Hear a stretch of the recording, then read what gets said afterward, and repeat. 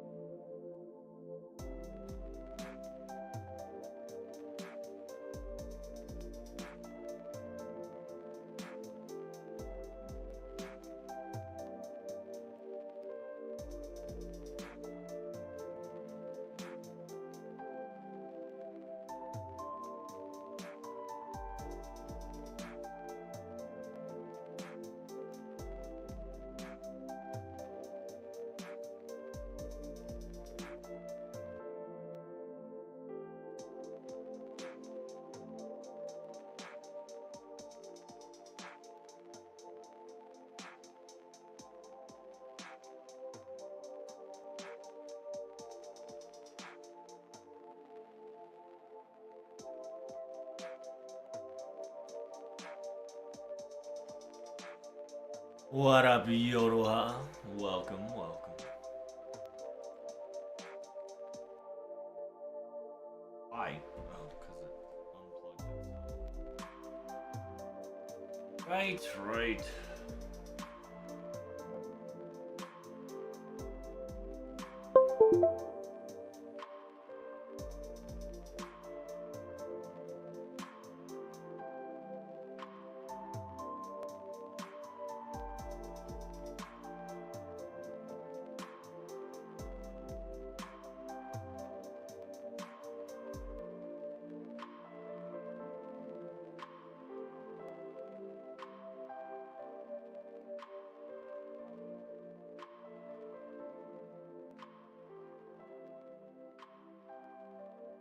That's a nice update.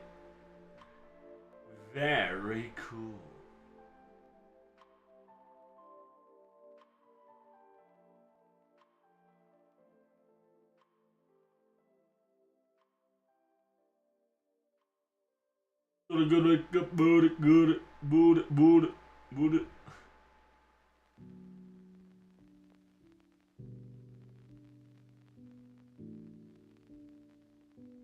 But of course, my lord. Natural.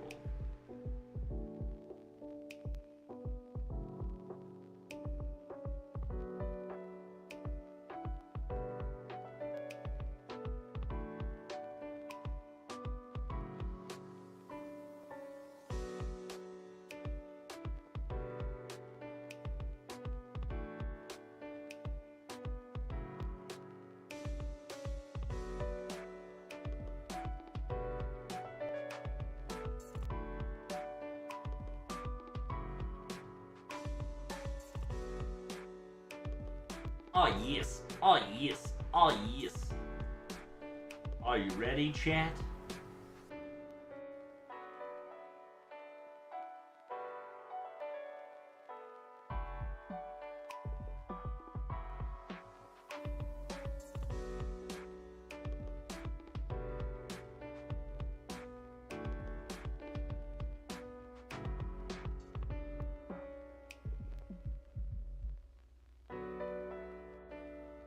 God dang!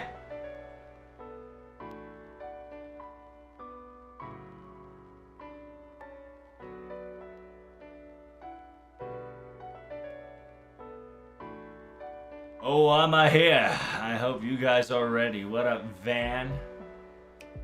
Summer Martha's having a fun time punching bagging. Nice. You using Summer Martha? What's your combination setup? Do let me know. Tell me all about it. How are you getting your Sparrow workouts?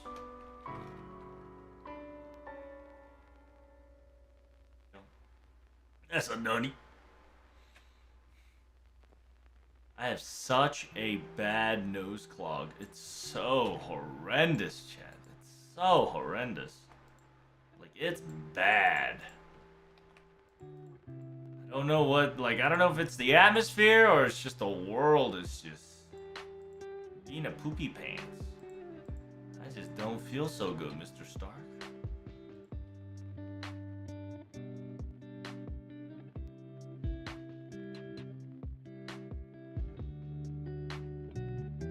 Did I not get more water? I did not. Oh, how foolish of me.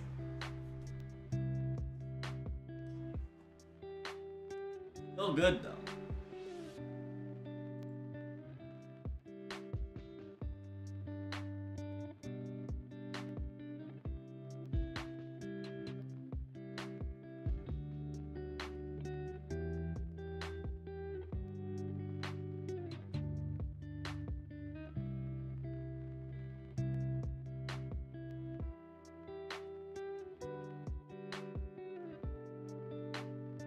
It didn't work.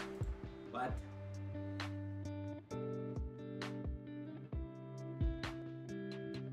What is happening?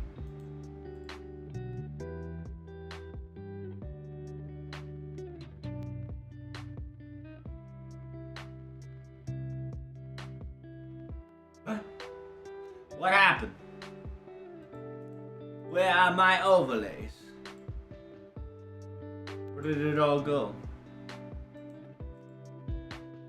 Everything just disappeared.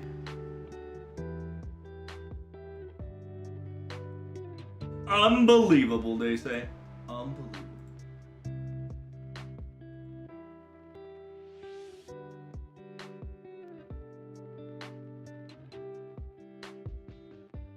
Where's it at, though?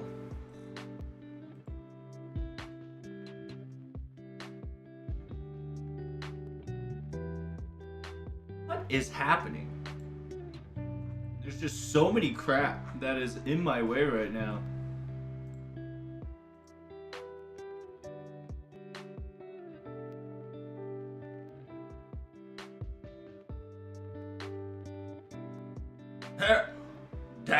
That is so fucking weird. Is that what really was in the way?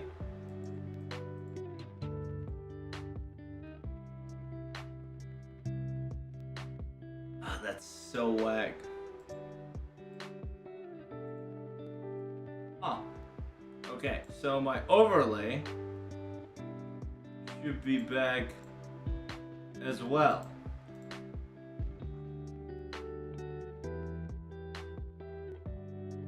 Now that that's fixed for some odd reason.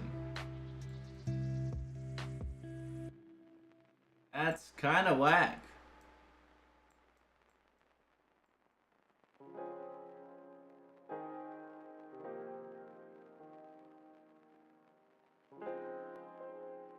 You guys see the overlay?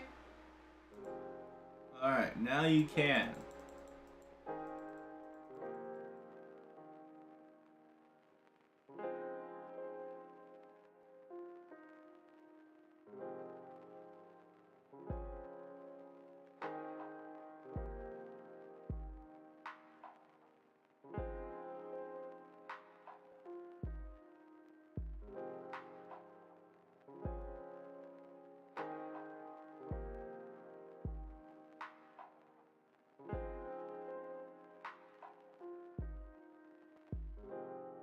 Okay, we're good.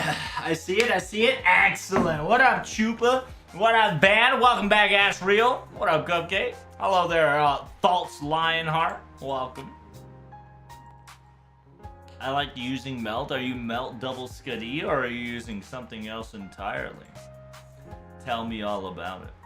Mistakes were made? Yeah, something went wrong with my OBS there a little bit.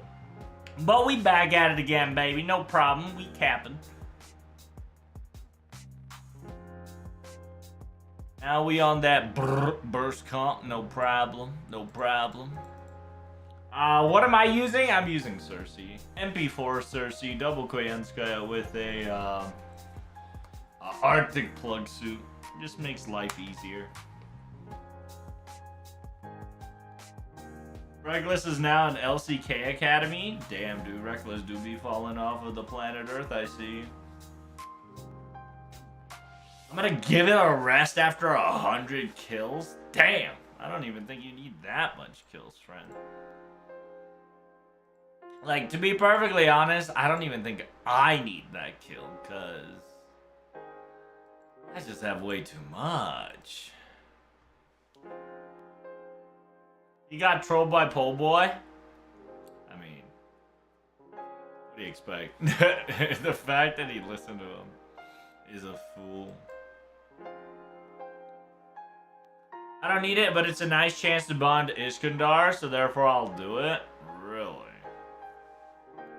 The reason why I picked Cersei over Sun Zhang, guys, is not only she has the navigational advice that debuffs all allies, she also has the same shit and a defense down for your girl here. So this is practically my comp. I really don't do anything. It's MP4, so it's just double Koyan into a Arctic, and it just kills. If you have MP5, GG easy. If you have her level 100 and MP2 and above, I think you can do it. Anything else probably requires your boy Oberon. Oberon solves everybody's problem. So like, if you do 250k right? If you do 250k damage, use Oberon, and that's 500. That's it. It's simple as that. And just times 2 your shit, so. Ugh! I accidentally brain dead clicked Gray. Oh well. I don't need it, but it's a nice chance. Guy picked Nico twice and was walking around the map like a maniac. Damn, dude. You gotta enter on the team? I see. I mean, at least I got the anti-spirit combat. Kappa. It's all on her. Oh no. Technically, you could do with this MP5 Gray, by the way. Fun fact. You technically can pull this off with Gray. You just need Oberon. That's it. You just need double Koyanskaya into Oberon. And your problem is solved. But yeah, make sure you guys log in. Make sure you guys get everything done. Maintenance is coming tonight. And we will get the event tonight. So make sure you guys get your thangs. ASAP. ASAPU, okay? I messed up. I didn't know what I needed to unlock for the raid. Usually, you have to fight Chaos Tide. You have to fight Spaceship. You have to do a lot of the missions. So you have to low-key pre-prayer yourself. And yeah, it does take 5 million years to do get there, right? And by the way, chat, this is the thumbnail we're gonna be using. I always like to show you guys my thumbnails now because I worked hard on it. So on YouTube, you'll see it in this thumbnail, but you won't see it in Twitch. So today, it's this one. Where it's just Barbados, right? You see Barbados getting numbed by my daughter. And then we got the mysterious handsome man that popped out of nowhere. That's in question. Who could he be? I didn't unlock all the zones, so I'm struggling. I mean, listen, you see Barbados, right? He's barely halfway there, so take your time, right? I mean, like, you have way enough time to get your butt here. And by the way, this has been like this for about, like, 16 hours. Ever since the raid started, it's finally, like, halfway through. So, take your time. It's male Kaguya. Hey, who knows? It could be.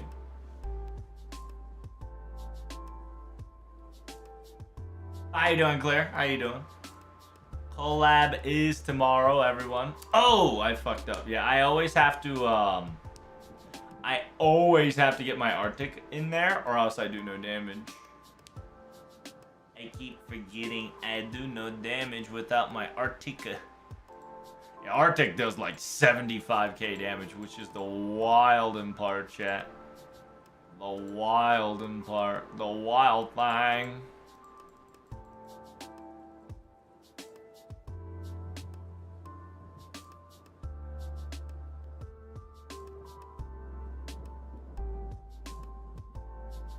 Yeah, the one thing that is problematic on my comp is that I have to work a Arctic. And Mystic Codes are just very annoying to deal with. That's just purely simple as that.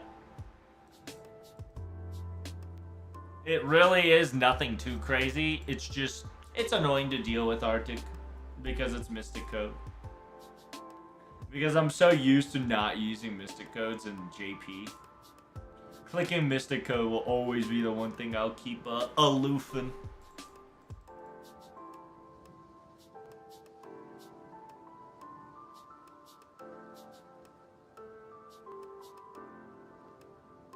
Where's Aria?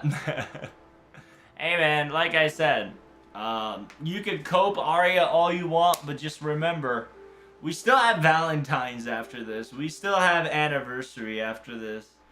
We still have, like XYZ events that can definitely allow Tamamo, Aria, and the others to just be here. So a lot of people are kind of butthurt currently because of it. But I'm going to tell you straight up, FGO ain't gonna miss the opportunity to bring her in around this year. If it's not this year, it'll be next year. Like I said, it's just, you know, it's a prime time opportunity. Everybody loves her, so they're probably working on voicing her and modeling her as we speak. And she'll probably be this year's anniversary, if she's not in Valentine's Day. My prediction is Valentine's Day, but, I mean, anybody can come in Valentine's Day, because, you know, that's a special. Are you ready for gotcha tomorrow? Oh yeah, you're gonna be gotchaing hard? How hard are you going to be gotchaing? What's your Saint Court limit? Tell me all about it. How is your what is your stopper? What will you do? How far will you go in order for you to obtain the Ushigozen, the legendary girl who lost her tits? And it's funny too, because I can kind of explain it some in mythical lore way that why her tits is small, which is a fascinating thing to explain, but it makes sense in a weird way.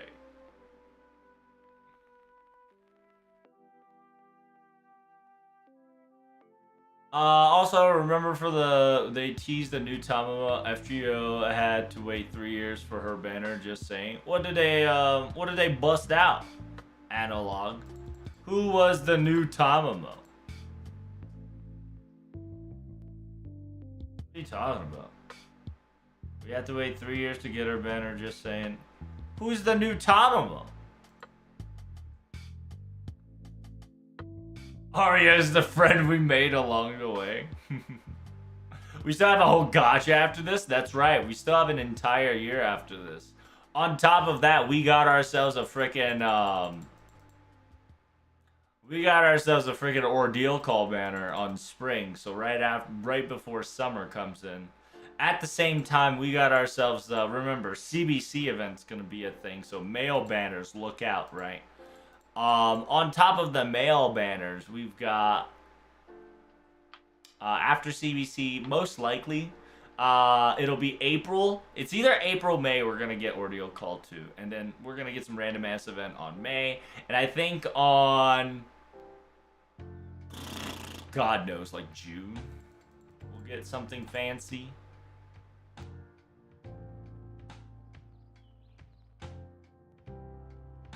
Does Dev talk about how long it takes to make a servant? Yeah, it takes about 6 months. Depends on the servant, but roughly thought process of making a servant's about 6 months-ish. It just depends on how much they cook on it, right? Because remember, if you didn't watch the last live stream, Mr. Anjo, aka my boy who does all the fucking animation and Noble Phantasm for every servant, he legitimately spent months creating a 3D HD high definition Stormborder. And he only used legitimately like 1/16 of it for the Melis Noble Phantasm. Isn't that fucking wild? The man legitimately made a high HD quality Stormborder. But not only he had to only use 1/16 of it, he also shaved quality in order for it to fit in the phone, Noble Phantasm / phone quality, which was wild. And I only have 380 Saint Courts and 20 tickets and a copium. I mean, that should be a decent chance. Smug, I believe in you.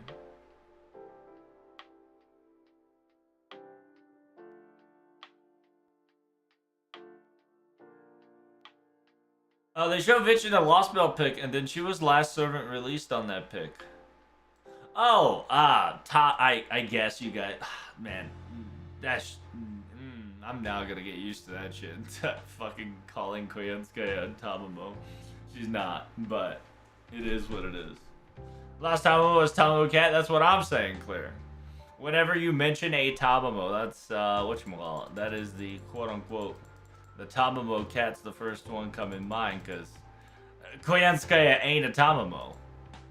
It's a Tamamo face, sure, but it ain't a Tamamo. And a lot of people just need to get through that fucking skull.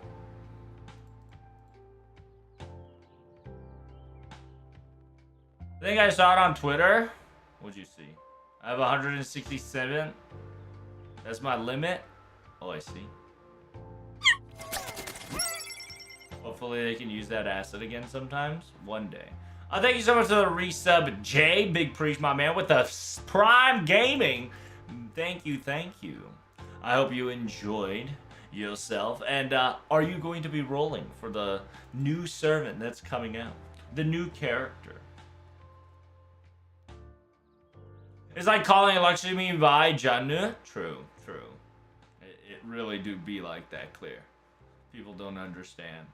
But at the same time, people who don't play the game, you know what I'm saying? It makes sense to them. Which is very unfortunate.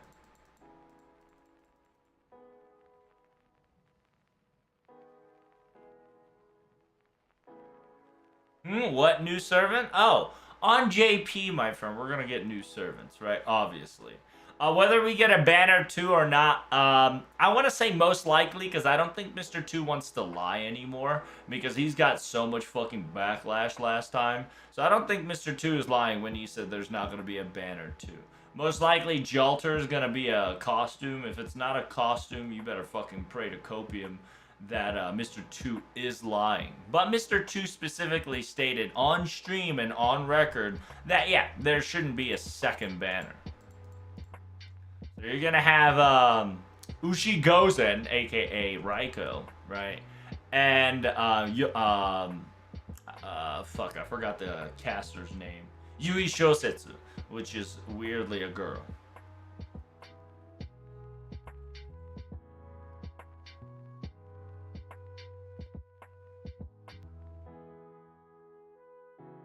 It's a 5-star Avenger and a 4-star caster.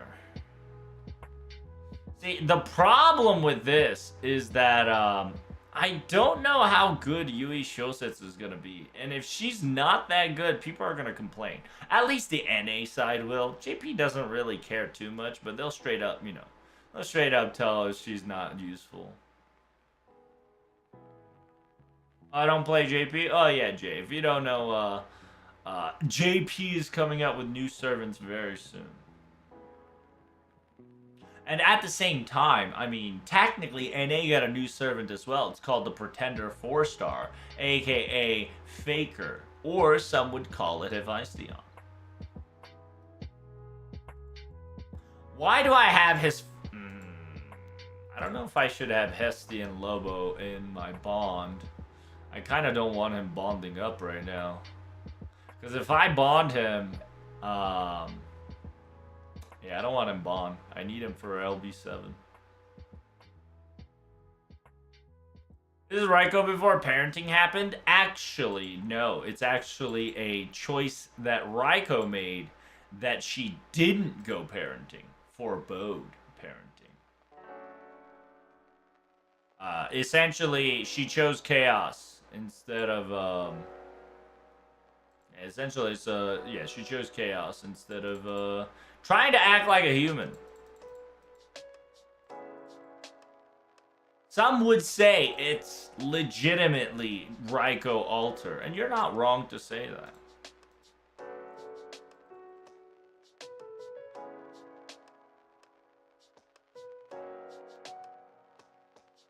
We need to see if Yamamoto has a sword between their legs. I mean... Tad's, you know, story foregoes. It is what it is. You know, the FGO's being a little weird right now, the fact that they don't show its gender, but historically it's a male. But in FGO, it seems that it could be both, which is kind of weird, because he technically has a wife. But it is what it is. Gods do strange things. Did he say there was no second banner or no other servants? Well... There should be no new banner, Okay? There's going to be different banners, right, Opie? Most likely we're going to get quote-unquote servant banners, of course, right? But I don't think you're going to get a second new banner. You get what I'm saying? Meaning that you're most likely going to get like Jalter banner, you're going to get like Old Man Lee Shuin banner, all that shit. But I don't think you're going to get new servants. That's a copium beyond your measure.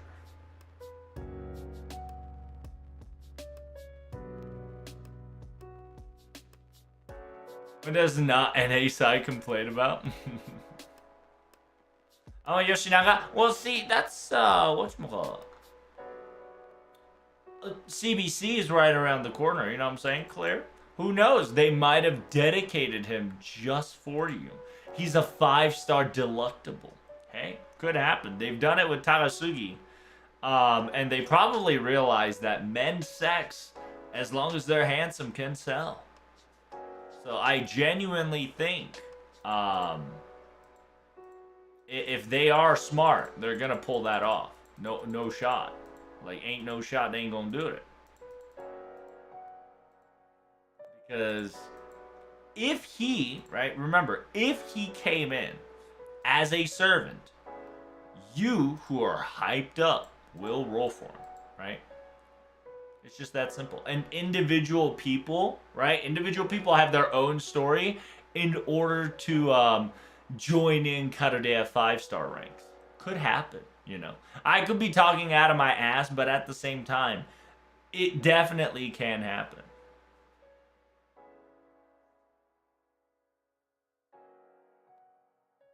I found it weird that they're putting the masters into servants and that the main character is a welfare, so he only gets one form. Well, guys, you also have to understand, you're probably going to get a costume for Iori, right? And Iori doesn't ascend. He just gets better with his sword, okay? Like, the only ascension you're going to see him is he gets better clothes, and they rather just give you the costume. And him becoming a main protagonist, or aka welfare, is a long time coming. At the same time, if you played Samurai Remnant, you'll understand why What's-Her-Face is a servant. Because technically he, / she, technically is a very, not like a very powerful person, but very important person in the Japanese lore, to an extent. It is a tragic person, but still nonetheless a character. Not only was a very, I wouldn't say very like notable, right? Yeah, technically it was a bit notable, but at the same time, if you play Samurai Remnant, you'll know why. She became a master. Well, she became a servant. Excuse me, a potential to be a servant.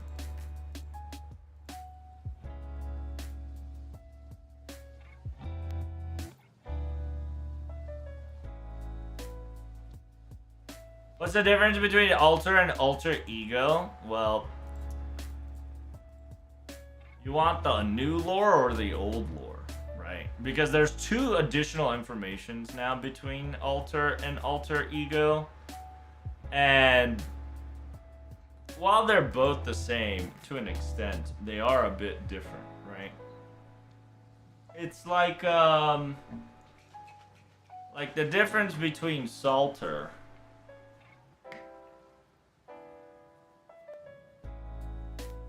and OG is because A, personality difference, right?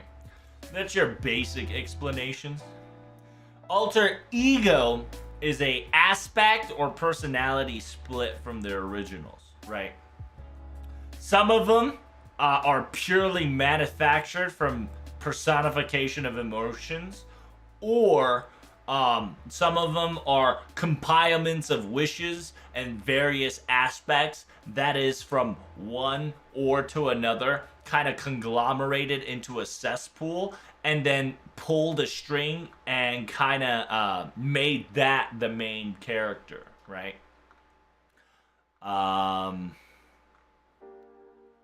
Like a lot of the alter egos you see in the game, You'll definitely see them get mixed with a lot of servants, 100%. Original alter egos were the Sakura Fives. And their alter ego is personification of emotions and circumstances that was cut off from BB, right? But alter egos and FGOs and whatnot, they're more of a split version of themselves. They are essentially the alternative plus something, right?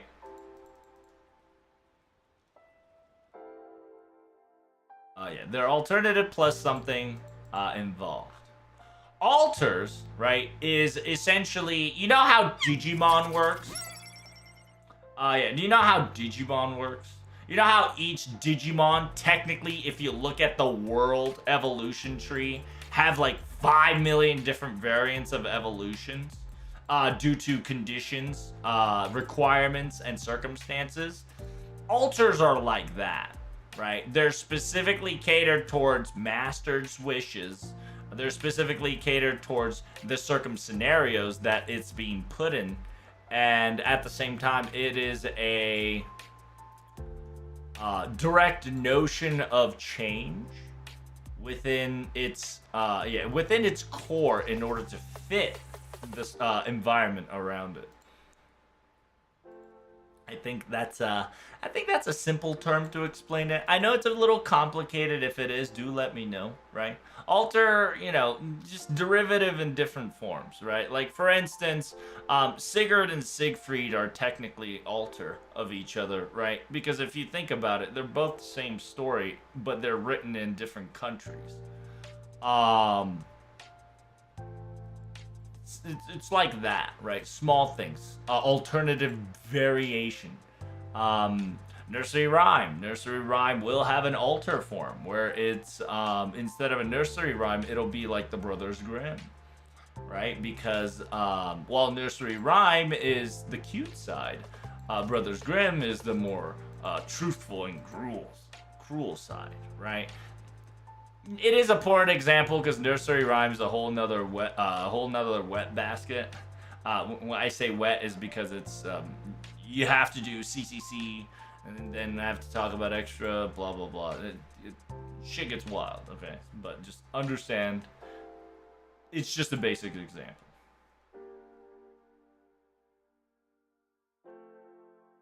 Right? See, but also, a lot of people make a mistake that alter egos equals composition.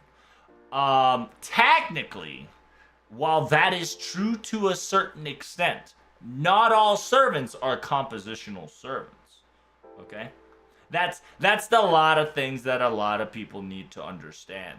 That while technically the baseline is that if you see all the alter egos, technically they'll have more than one thing mixed in. Not all of them will have a thing mixed in. And that's a very important thing to learn about as well. Because if you say all component, like composition servants are alter egos, that means like Hiroshi and Lobo should be an alter ego. Assassin Shinjuku Assassin should be an alter ego. Technically, Jekyll and Hyde is an alter ego, but it's not a class of alter ego because Hyde is fundamentally a little different from the composition of what's the word? Yeah, he's a little bit different from the definition of alter ego.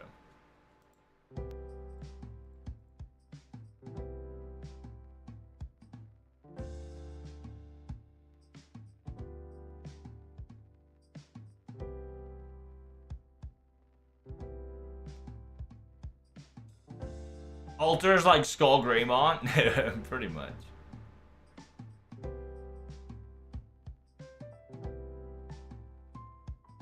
Right, like, for instance, the Sakura Fives are the original alter egos, right?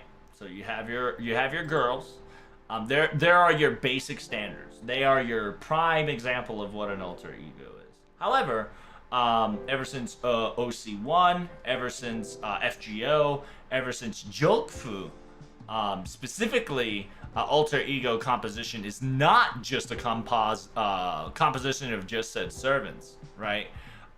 Personification of their emotions and their personality is very important to it as well. That's kind of the reason why like Okitan is now more explainable than ever. Even though Okitan is kind of convoluted because Okitan is one of those like Emiya bullshit shenanigans that Alaya did like a triple backflip to try to get Okita into its palm of its hand.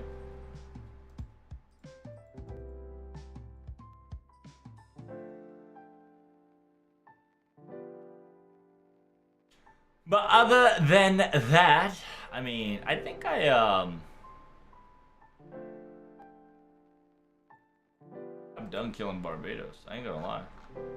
Too much Barbtos.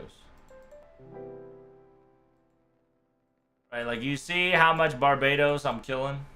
Barely. I'm barely getting anything up in here. And I don't even know if I need these mets. Oh, I'm learning? Yeah, you'll learn a lot. And by the way, chat, quick reminder. This week, we're going to be having some shenanigans. Yeah, we got a lot of stream details going on if you guys don't know. Today is Tuesday, so we're doing JP event prediction / NA Barbtos, right? At the same time, JP, on Wednesday, we're going to be translating and reading JP event and explaining it to you guys, you know, in a more simple format. And Banner, I'll probably throw like a couple gotchas to, you know, Ushigozen, because Ushigozen is Ushigozen is a 7-year-old character that's long time coming. And then on Thursday, chat, we're gonna have theory. Big Dick Theory Thursdays. This will involve spoilers. We have a possible prediction of talking about Beast 5 on Thursday. So if you guys are interested, you're more than welcome. But as it says, spoilers.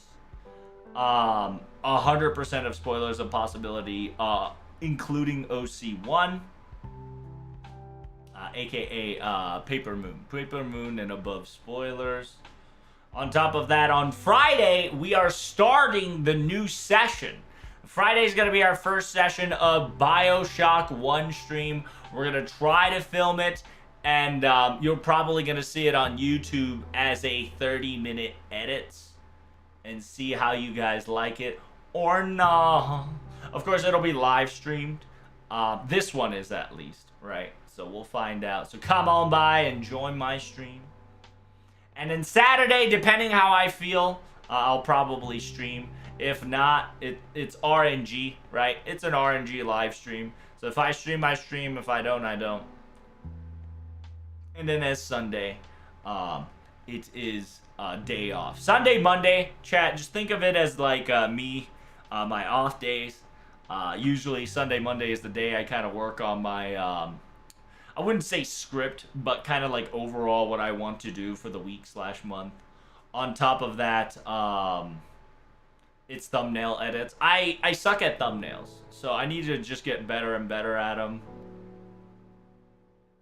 Dechi resting on Sundays and Mondays? Yep, pretty much. And yes, if you guys don't know already, Barbtos is live. Make sure you guys go get him. I killed him about 26 times. It's not much, but it is what it is. I practically have over 400. 300 of everybody. I'm only doing it for the hearts. I'm only doing it for the heart's sake. I've got everything kind of under control, so I'm just not worried about it, you know. Because the mat, look at the mat I got, right? Raid is live? Yes, Ray-Ban. Raid is live.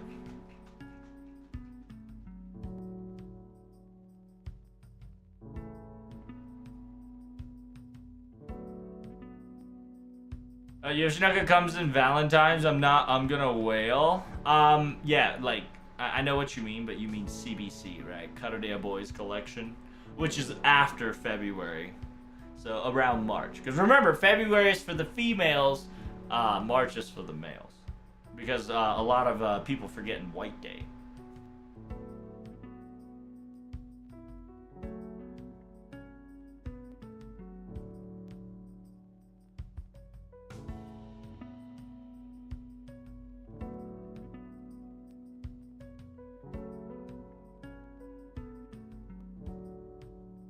I used MP Vlad, double Castoria. On alt, it's Morgan, double Koya, Nightingale. Oh, why Nightingale, Lord Roku? Does your Morgan needs a little bit more oomph to annihilate that hoe, or are you just doing it just cause? Is it story time tomorrow? It is story time tomorrow, because it's JP story. So, yeah. I'll probably write that down. No problem. And then, hello, Dr. Professor. And yeah, Barbtos been out for about, God knows, like 18 hours.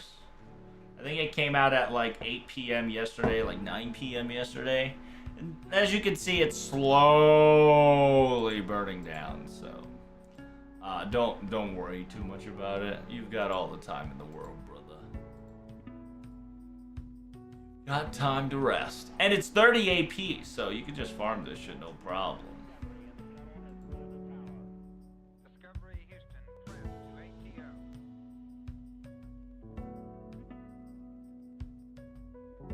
What about who's the new servant on Valentine's? Who knows?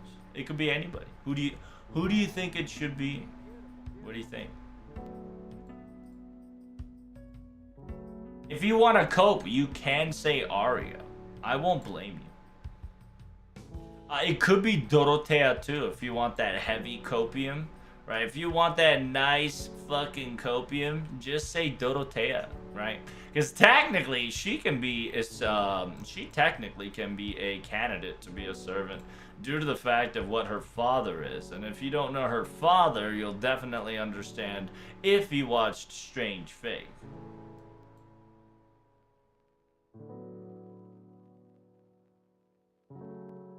We're gonna get you Olga for Valentine's Day. Now that's a little hard. That's not this year, maybe.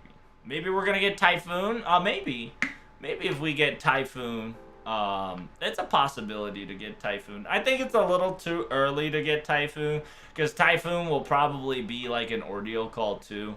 If not, she'll probably be in some dustbin, just kind of waiting for our, kind of waiting for us.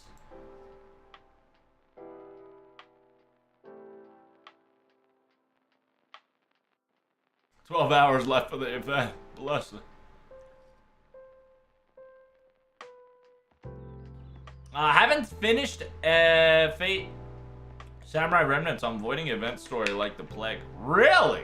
Then I got bad news for you, bro. You better be off Twitter, Reddit. You better be off of everywhere. You can't go to FGO chat. Because if you're avoiding spoilers, you're going to be avoiding the entire fucking thing, right? Because you're practically, Haika, you have to avoid FGO. That's the funniest fucking part, because FGO do be spoiling a lot of Samurai Remnant shit like the plague. So we're gonna get Alco or Alice. We can, yeah, we definitely can. I don't know if we will now, but it'll be a little strange to get them now just because we need to solve a problem first. Before we solve this problem, they kind of show up. Will be a little weird, but the possibility is there, so I won't deny the possibility of Alice or Alco.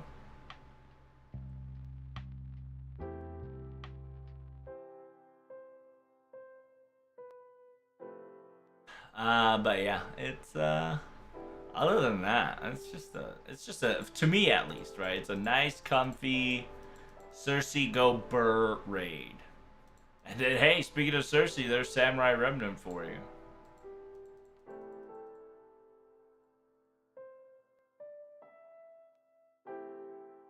And yeah, I think I'll farm till like 30. After I kill at 30, I'm gonna go to JP and then kind of pull out JP banner to kind of explain to you guys what on earth is happening.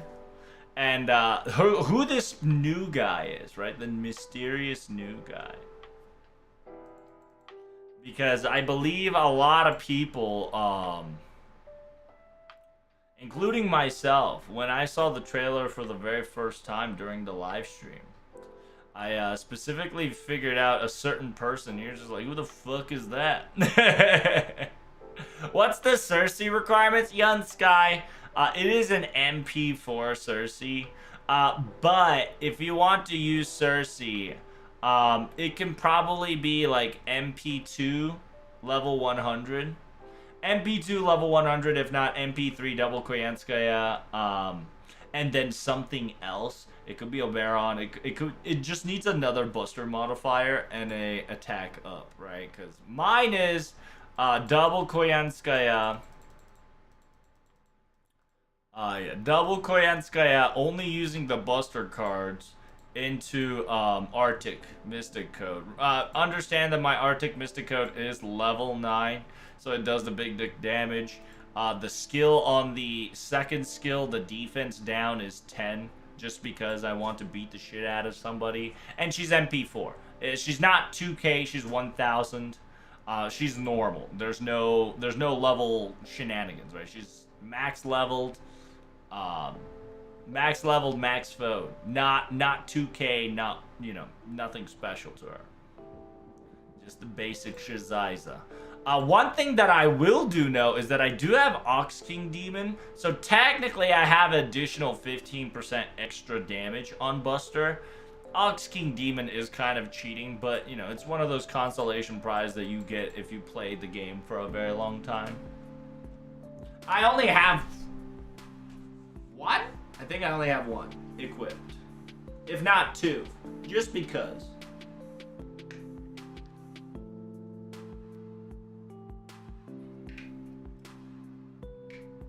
I just sick Herc. I mean, it works too. Hercules works. Like, as long as you have a damage modifiers, right? Everything works out just fine. And then, like I told people before, worst case scenario, you just fucking bust out Oberon. If you can do 250,000 damage, you can just double it with Oberon. That is the requirement. That is the smallest requirement you will ever need these days. To the point that I'm pretty sure that if you do it correctly, Medea can one-shot this hoe.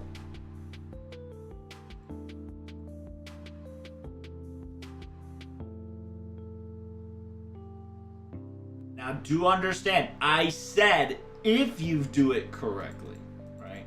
And that's a very important terminology. Because, right, if, you need to amplify her attack, and double Castoria does not cut it. She is really good in charging, she is really good at giving arts, she gives decent amount of charisma, but when it comes to booty blasting damage, you need more. And you can't rely on her overcharge just because it is a regen instead of additional damage. I was just talking crazy. I mean, I can show it to you.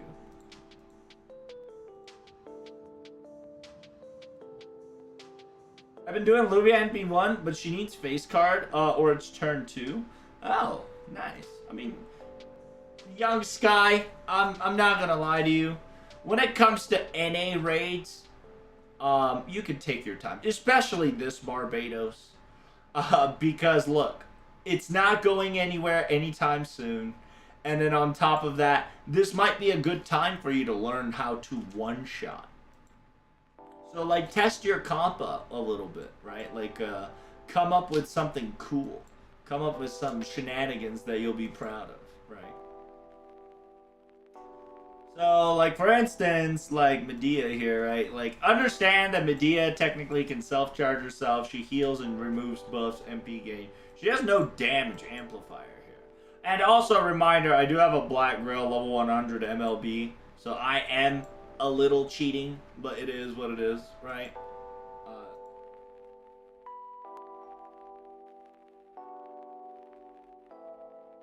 While y'all call cheating, I just say well planned ahead of time. Harumph.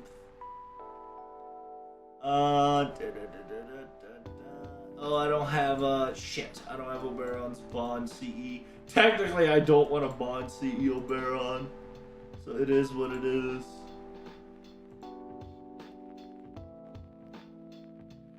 I want to make sure I don't have any Bonds. I refuse to get Bond CE. Yeah, because if you don't know, fuck Bond CE.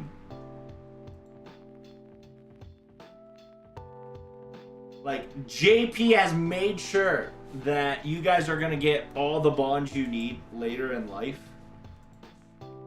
So there's just no need for you to rush in to maximize your bond gain at all. I still don't have Super Black Grail after all, like playing 5 years. I just got my Super Black... I got Black Grail on NA on... I think 2 years ago. So for me, it was pretty recent as well. At the same time, I think I still need MLB Black Grail on JP because I think it's 80 out of 100. I'm missing one more copy, and I've been playing this game since, you know, like 7+ years. So, this is the comp that I'm going to be going for, showing you that, you know, Medea can kill it. Simple, right? Double Castoria, Oberon. Technically, if you want to go spicy, you don't have to go double Castoria. You have to prioritize on MP gain, right? MP damage. Like, you could even low-key go Mozart, and it'll work. Because what Castoria provides compared to everybody else is the 50% charge. You don't need 50% charge when you have Medea. You know what I'm saying? There's no reason, so. Mozart do booty blast and damage, too.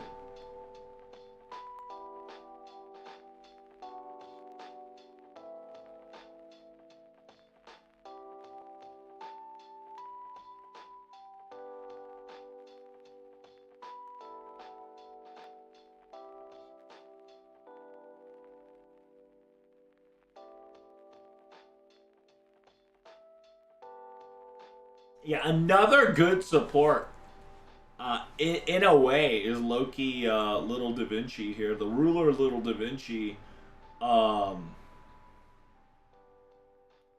gives you decent amount of damage of all variants, right? MP gain and MP gauge. On top of it, MP strength and MP charge overcharge by 1. And decrease crit rate. Which is not bad at all. Unfortunately, it's not the greatest on Medea because it's a refund, but it is what it is.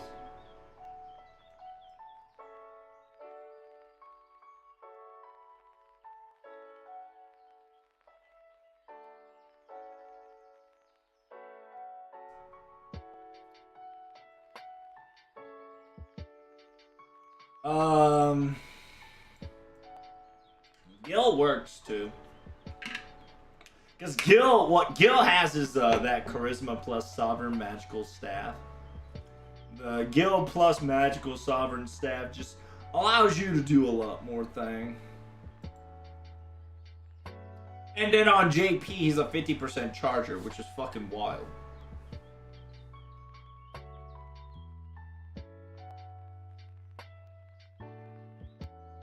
And then, yeah, the reason why I would pick Mozart is because technically Mozart gives you a protection of Muse, fake, right?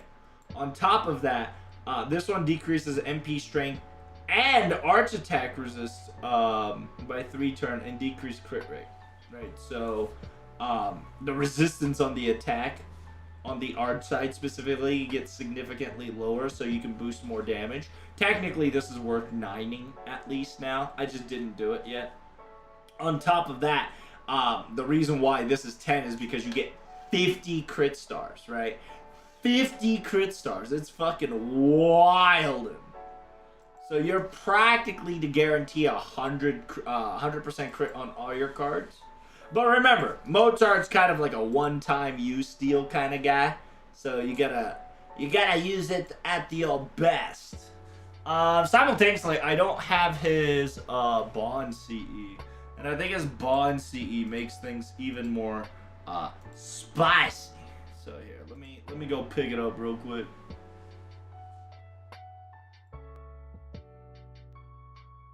Why do you hate Bond CEs right now? It's just because JP decided to kind of low-key fuck you on Bonds for the future. So there's just no reason for you to rush Bond 15 anymore. It's ironic because they want you to Bond, but at the same time, they're not giving us a reason to Bond. Besides, hey, you're gonna need those servants one day, kind of deal. But inventory second archive to inventory, unable to find corresponding criteria. What you talking about, Willis? Oh, because it was event. Yeah. I am looking for a Bond CE. Oh, this shit says previous event. I don't need no previous event, bruh. Filter it up for Bond CE, please. Not Bond up, bitch.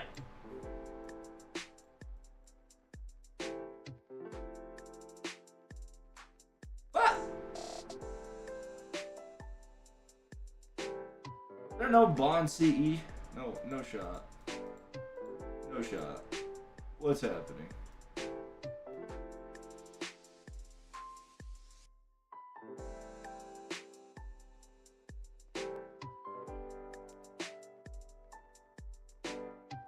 Where the hell did I put Mozart's Bond CE chat?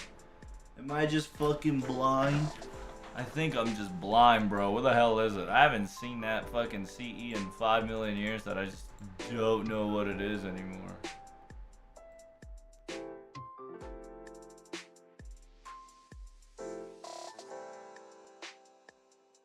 That's my daughter's.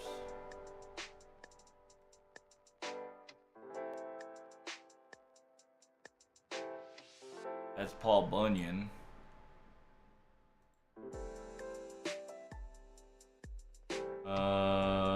Dante, Nita Chris. Oh, there is this it? No, that's no, that's Asterius because it's the Adriana's thread for Theseus. Arash, Salter. What the fuck is this one? Is that my boy Gregorius?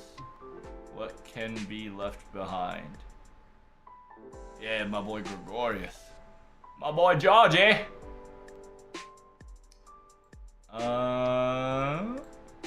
What? Is Mozart not Bond 10? Hello? It should. Oh, you know what? His Bond CE looking like a music score. That's what it is. You guys seen a music score near here? Have you seen this lost child? Have you seen a musical sheet score anywhere? I need the musical sheet. Oh shit. Is he not Bond 10, chat? Am I tripping?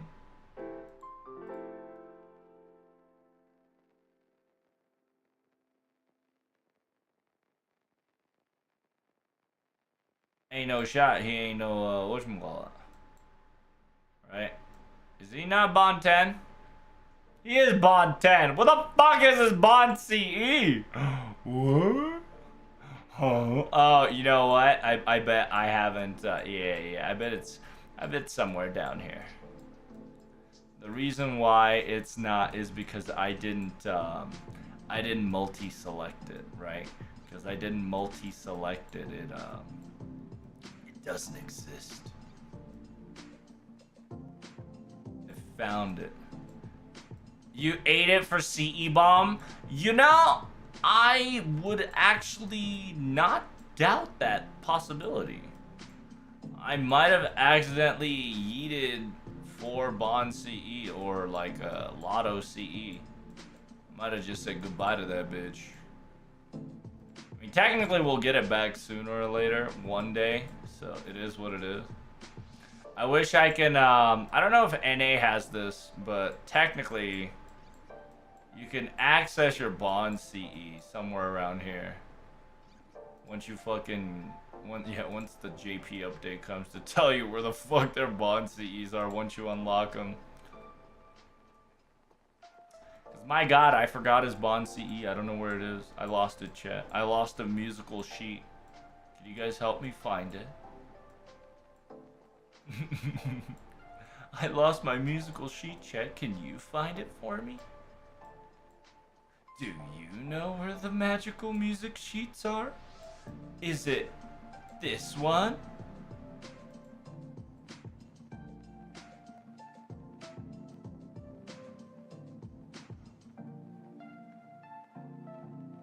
I might just have to give it up, boyo. It's over. It's ogre. Damn.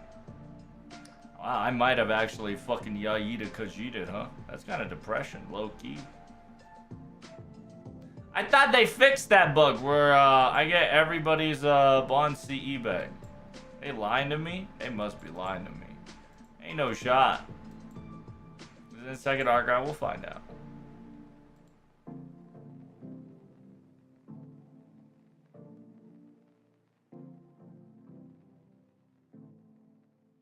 Because it's ordered by level, right? Order by level, select sort. Anything that's a max level should be here. Which is not, which is a problem.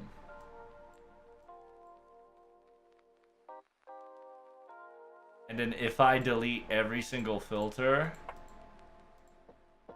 but for... What? Oh, but 4-star, right? I don't see it, boys.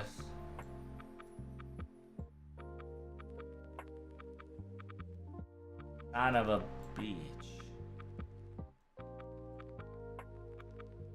Oh wait, this is an inventory to second archive. Yeah. Well, why don't we change the perspective to second archive to inventory?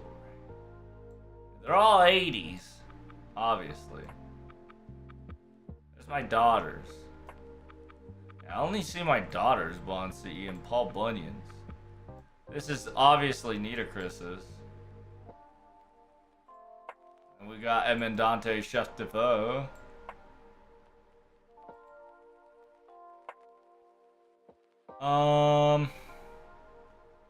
Gregorius, Thread, Resh, Salter. Wow, who's the chat? Low key, Wow. I might have actually Yaida Kajita my boy. That's kind of depressing, you know? What was his bond CE? Oh, dude, I can't fucking tell you. I can't remember for the life of me. I put that shit, like, I bonded that thing so long ago. God knows where it is and what it is now.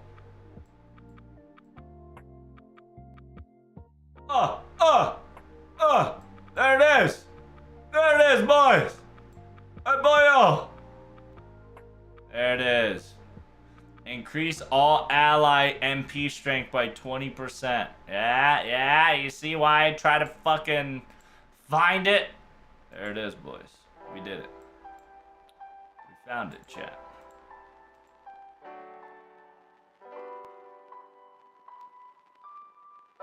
Yeah, the reason why I kept looking for it is because it does 20% more damage, okay? If you're doing a double Castoria Oberon, right, you're gonna need that extra You want that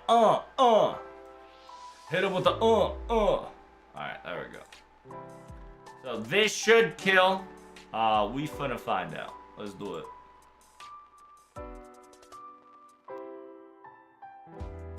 I'm probably just gonna do 20 raids and save the rest of the apple for Guildfest. That's totally up to you. Like I told you before, Curb. I ain't gonna lie to you. There's no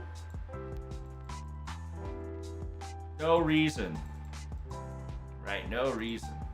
And the good thing about Medea is that you can just kind of cleanse, right? Cersei's teaching kind of low-key make you cleanse that shit.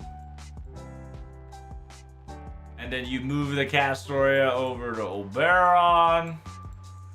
And then Oberon go boom, boom, and then double damage into attack up. This is lethal no matter what you look at it, right? Only arts. Ta-da. Baba booey. About 372k. Not bad. Did I kill it? Oh fuck, I didn't do it. Damn, not enough. Name's Medea Needs Jesus. 45k, not too shabby.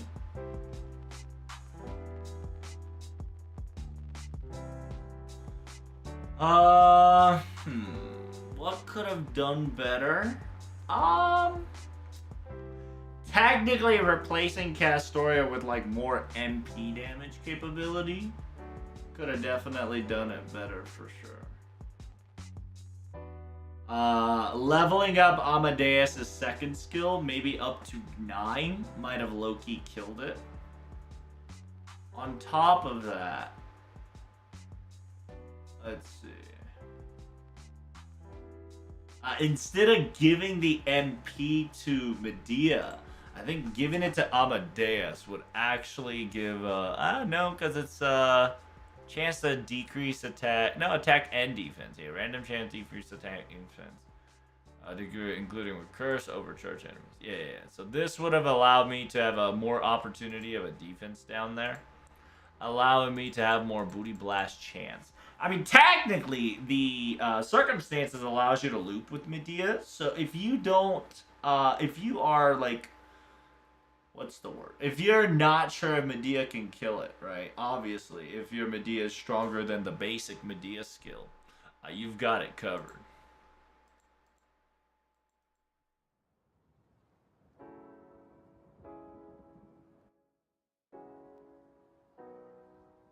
No problem, we got it.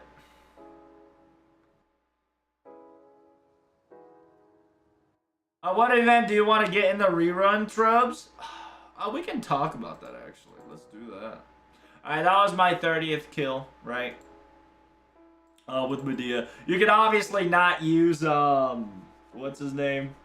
You don't have to use Oberon. If you're not going to use Oberon, use, like, loopable characters, right? And shit. Double Castoria works, but it's just... It is what it is. What are mats on Guildfest? I don't know, we'll find out tomorrow. I accidentally deleted my Cutterdale Boy taunt CE. What a frustrating that they didn't lock that CE. Yeah, that sucks, dude. Yeah, you always gotta learn how to lock/relock your CEs every time you go into leveling your craft essence or even just like burning your CEs. Always gotta lock down your 4 stars, 3 stars, 2 stars, 1 stars. Every new ones, instant lock. It's instant lock, then straight to MLB if possible, right? And if it doesn't MLB, you just lock them all to have that value. The value. Are we getting Medea Summer? One day we'll get a Medea Summer. Just like we'll get a Circe Summer, and as Avalon would say, the El Classic Chiome, not Chiome, Danzo Summer. Gopi. Oh no, it's Chiome Summer. Right.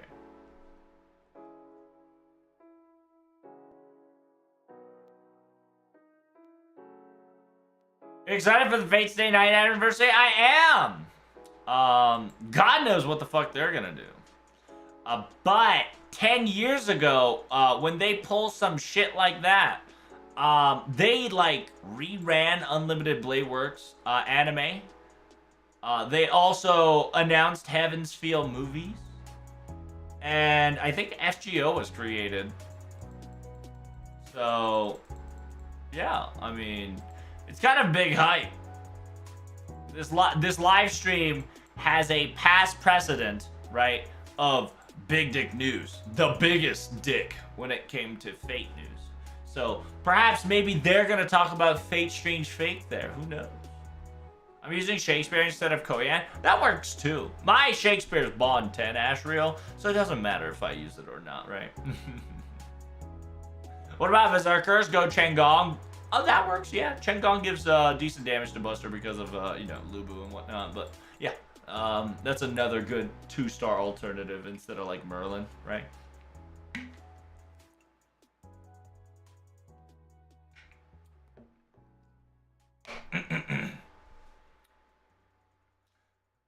Isn't he Bond CE MP damage party buff? Yes, his damage is MP damage party buff, and that is the exciting part, right? That's why I was trying to find it to see if Medea can get plus 20 on it.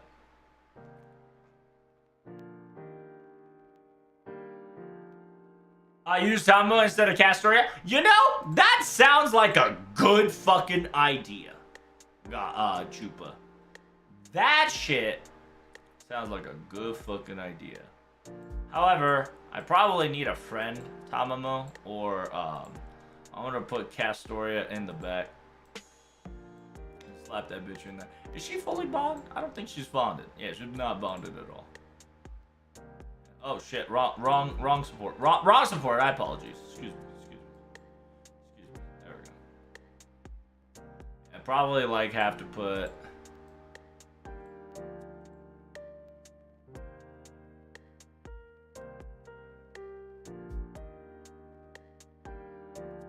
what the hell is where's my girl Tamamo at? Where's my Tamagrill? Tamagrill, where you at, girl? Tama, where you at? What the hell, boy? Where's she at? Where's she at, though? There we go. Oh, technically, on top of it, Martha. Santa Martha, best fucking support you can have. Because you do so much damage against undead. And anybody that needs, like, additional damage through overcharge, booing, right? Like, Santa Martha onto whoever is overcharged 200. It's kind of disgusting. Will that work? What fucking craft essence buffs a friend's damage besides Ox King? I don't think there is one besides Ox King and MP. Bond CE. I don't have Bond for Tamamo, which is unfortunate because I'm trying to avoid, like I said, my whole goal is to try to avoid MP damage. Bond. Try to avoid gaining Bond as much as I can just because it's not worth it anymore. I'll just slap a 4-star CE and just get it over with. Cause, yeah, technically, if you don't know, she has enough MP gain to get this shit together. On top of that, yeah, this should work. Let's find out. It needs a grail or two, though. I mean, that's up to you. I ain't gonna do a grail. Apologies. Did you just respond to the previous question? I did. If not, here. You know what I'm saying? What will happen? I mean, who knows, right? We might get a... So, if you want my Omega Copium, right? The Omega Copium that you're going to get from me is the following. Right? It's the fact that, A, we're going to get an announcement of Fate Route. Rerun. Fate rerun. Right. They say we go Agane. We go Agane on the Fate route. Weird case is that they will see Bahoyo's sales and they're gonna be like, hey yo, why don't we just put our Fate into Steam? Oh, 400! We're getting there, boys. We're getting there. Not too bad. Look at that, 17K. Hey, not too shabby. We need that We need like that one more oomph. We need that oomph. You know what I'm saying? Villain of the week, thank you so much for the reset for 6 me. Hey, thanks. I appreciate that, my man. How are you? Welcome back. Maybe 10ing the second skill on Mozart could definitely work. We don't know. We can find out.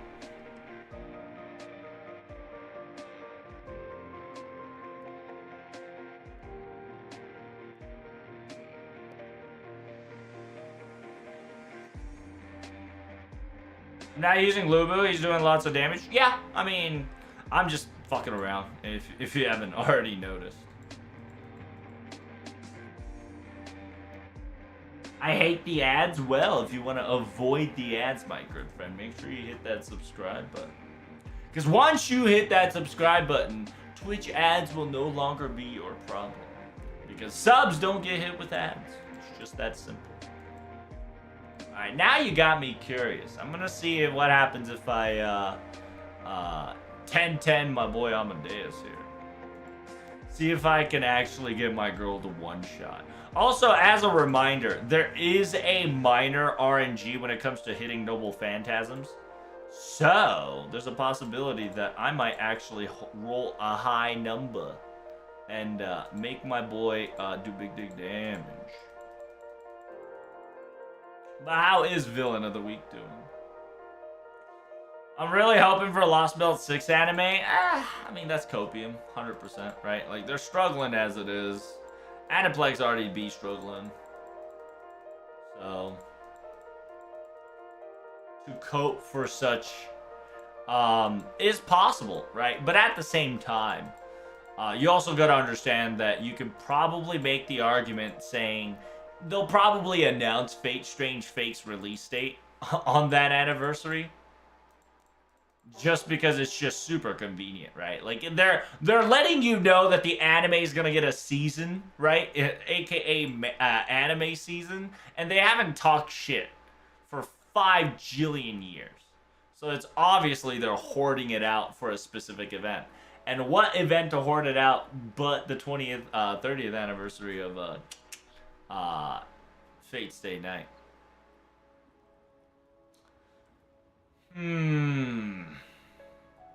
Will this work? I mean, listen.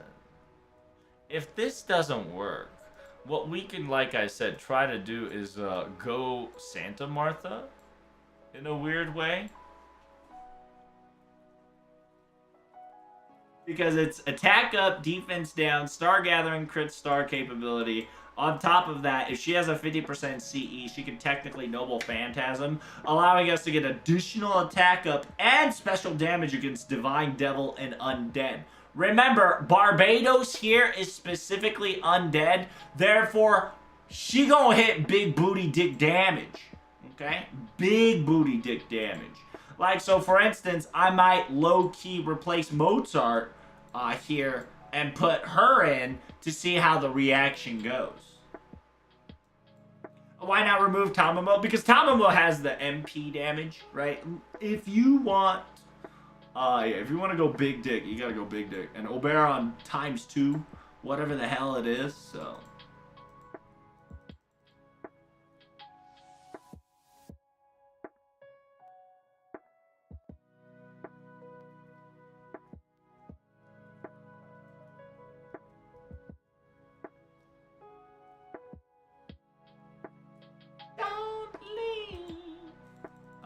Yeah, so here we go. Oh, I think if my decisive Mystic Code was over level 3, I think that also would have made quite the power difference. Because I think if it was like level 5, I think I would kill it. No problem. Ah! 356. Fuck me, not enough. Just not enough.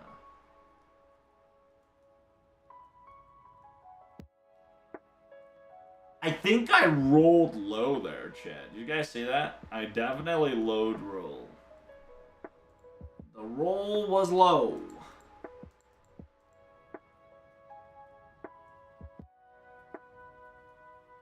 Yeah, so instead of Mozart this time, let's see if powering it up with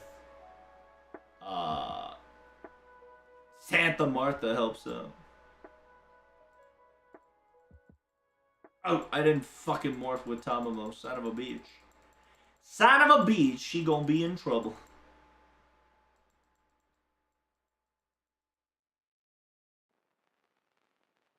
Eh.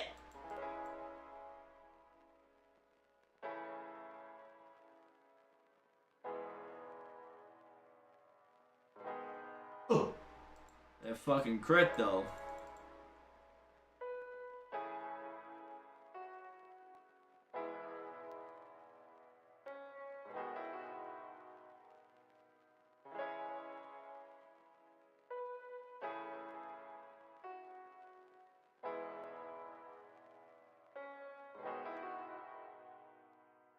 I thought we were going to talk about Aniplex Fest in April or May. It could. It really just depends, right? Like, I totally forgot about Fate's Day, like, super anniversary, right? So, if they don't talk about it there, right, Curb, there's a chance that they'll talk about it in the Aniplex Festival, right? Or they could re-announce it in Aniplex Festival, too, you know? They can double dip, and that's perfectly fine. In my honest opinion, you see? Oh, my doctor cannot noble phantasm. What the fuck is going on here?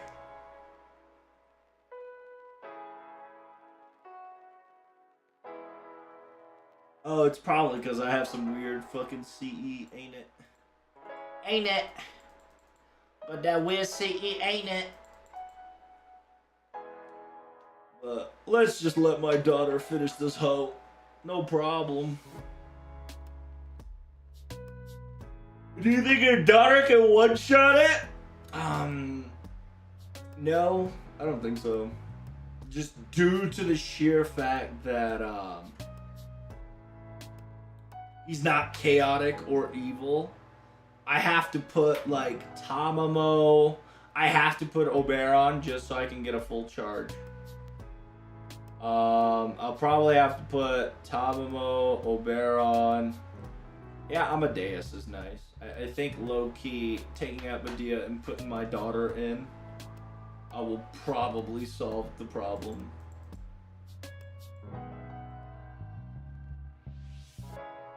But this time we're gonna change up the spice. We're gonna change up the spice to instead of debuffing the shit out of Barbtos, we're going to buff the shit out of Medea.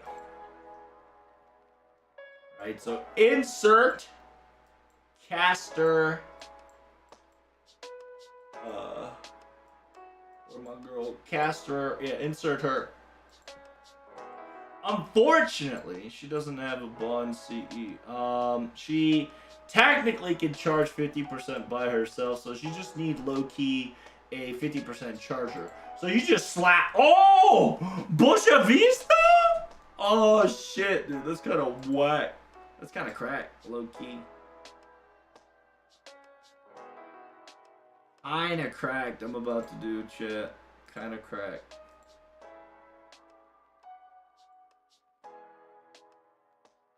Low-key, I'm about to bring out the whole ocean. Ah, it has to be 2-star. How frustrating. Yeah, because what I'll do here is, since my boy right here is wait, I have to be careful here. Well, I need to 10 this. Technically, I'm gonna split. Yeah, I'm gonna split Tamamo, so I should be fine. I should be fine.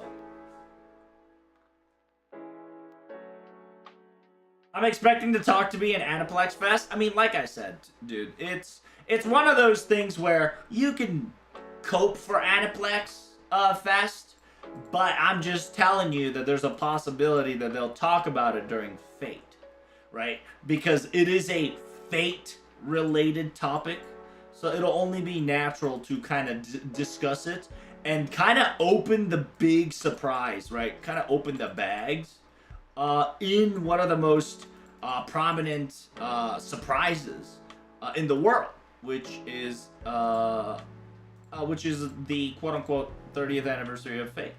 That's where like all the big voice actors are gonna be there too. On top of that, right? On top of that, you got your ass the voice actor of Rin, Sakura, Saber, right? Your boy Priest, Joji. gonna be there too. It's a big dick cast, so it's just I wouldn't be surprised. Last year, like I told you before, right? Last year they gave us a specific things. FGO announcements. They gave us a Heaven's Feel, a Heaven's Feel 3-parter movie starter. At the same time, they gave us a map road on how the Unlimited Blade Works gonna get animated. Oh, did I one shot? Chat, I didn't see. Son of a bitch. Did we go one shot? Not like this. Are we gonna get Emiya Gohan Season 2? That's a copium. I like that. I like that. I would like more comfy animes, but really just depending on it. Son of a bitch. I missed it. Did I one-shot it?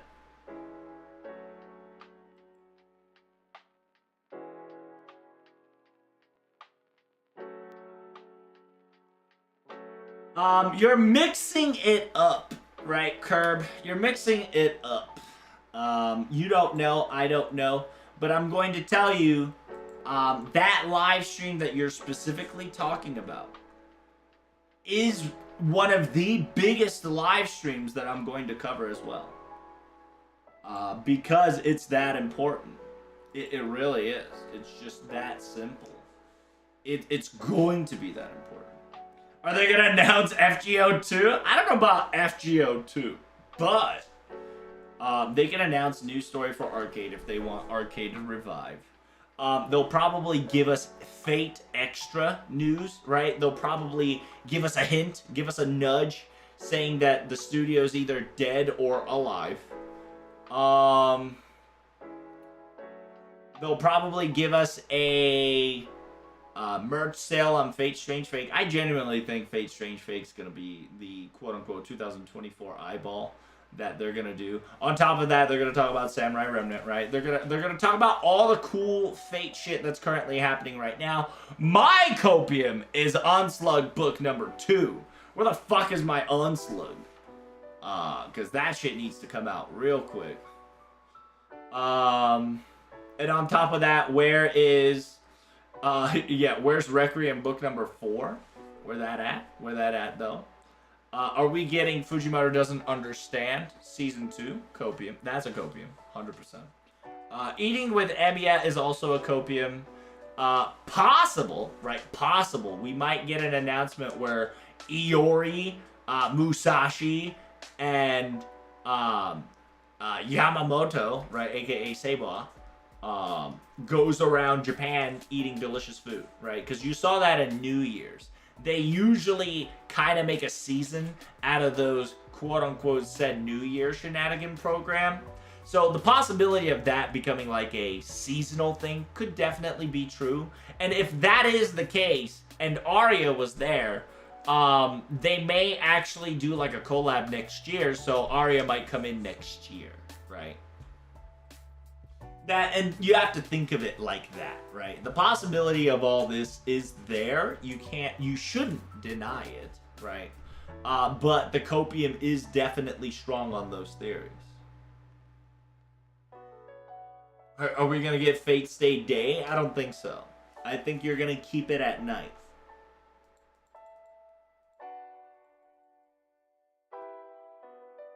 I think that's good for us. Alright, so let's try that again. Because apparently it worked out so good. Did you see that? Did you see that multiplier? God damn! God damn! God damn! That multiplier was disgusting. Alright, let's try that again. So, Martha into Medea. Let's do it. We cooking. We cooking good, boys. Alright. Now that Medea got the overcharge buff, she gonna booty blast. That, we did it, boys. 497k. We practically did it, boys. Practically one-shotted it. Depending on the Noble Phantasm damage RNG, that's a fucking guarantee one-shot right there, boys. We did it. We did it. So there you go. There's the comp There is the comp you need to one-shot with Medea. Does require MLB Black Grail level 100. But we did it. And then yeah, like I said before, Martha right there, very powerful, right? Martha's anti-undead plus the overcharge because I have Vosha Vista down there. So like for instance, if I have both of my skill level 10, right? Like 10-10, I believe my Martha could MP charge twice. Like overcharge on overcharge. So like if I use my lore here, right? I'm pretty sure I can 1%. 40% there to be an MLB Black Grail. Yep. Just because you need MLB Black Grail, right? Like, obviously, if you want to get the maximum copage, you need to use that to your advantage. Because Martha, home cooking, MP gauge for a single ally. Yeah, just fucking, like leveling that shit up next time is gonna guarantee me a kill there. But at the same time, by lowering this one too, I'm guaranteeing myself that I'm getting 500%. Right? Like the whole goal is to get this girl.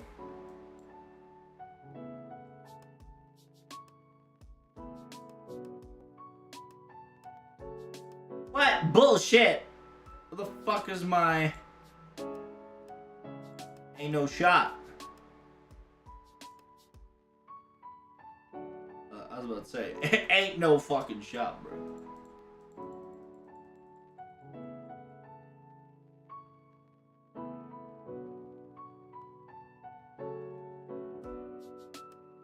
Three more, I'll be godlike. Pretty much spiritual. Pretty much. Black Grail, all I can tell you is just keep gachaing, right? Keep gachaing, keep coping. That's just one of those power god weapons that you definitely need to put your hands on in order for you to do the big dick damage that you've been prophesized. Because it just works so well with Oberon. So, like, whatever, if you have Oberon and have Black Barrel, it's just times 2 to whatever the damage you do. So you just can't fuck that up. What are you doing, Shrubs? Listen, what I'm doing is classified. But at the same time, I'm giving you the blueprints to guarantee a one-shot kill, right? With Medea. Why Medea? Because if she can do it, any art servant can fucking do it. That's why.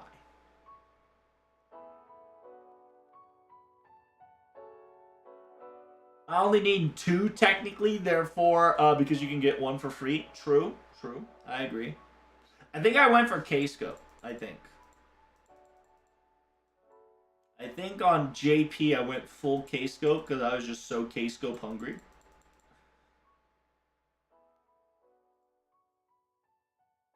Yeah, look at that! Look at that! 110%. Oh my god. And on top of that 110%, bro.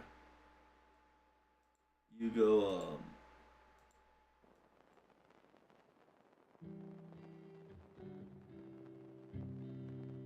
if somehow, some way I can charge 20% here, somehow, right? Somehow, some way I got another 20% out of my ass. Technically, I'm big dick. I'm big dicking it. But I can't. So it is what it is. The reason why I did Martha appends, I'm gonna need her in what's her name anyway? In the I'm gonna need it in the lotto that's coming up anyway, so just, you know, make my fun little excuse to do it.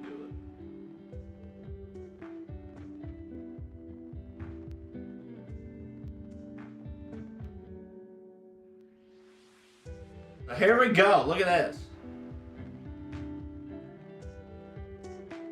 Alright, here we go, Bubble Boy. Oh! Oh, 488. Come on, bruh. Come on, bruh. 488. That's practically one-shottable. Yeah, because technically, chat, if you, what it is, right? What it is if I have the, what the hell's Tamamo? If I had Tamamo, Bond CE. I think if I had Tamamo's Bond CE, I think I'd kill it. I think I'd kill it. Why not use Santa Martha's? I want to utilize Boscha Vista in order to proc the Noble Phantasm to amplify Medea's damage because of the overcharge against Undead. Give me a second here. Craft Essence. She'll be plus 15 arts. Fuck! I think that's just enough. Yeah, so what you do is you throw everything on Oberon, and after Oberon is out of the way, right, you swap in with Tamamo. While Tamamo is on the field, you get plus 15 arch damage there. That's enough to keep that over the edge. Over that 500 edge. Why not use Oberon CE? Technically, that works too. I just prefer Tamamo than Oberon. That's just it. It is what it is.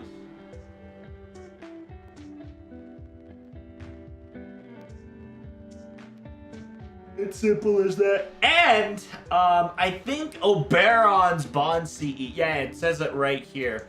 Increased party damage against lawful alignments. Barbtos ain't got no alignments, so yeah, you definitely want to use Tamamo Bond CE versus Oberon's Bond CE.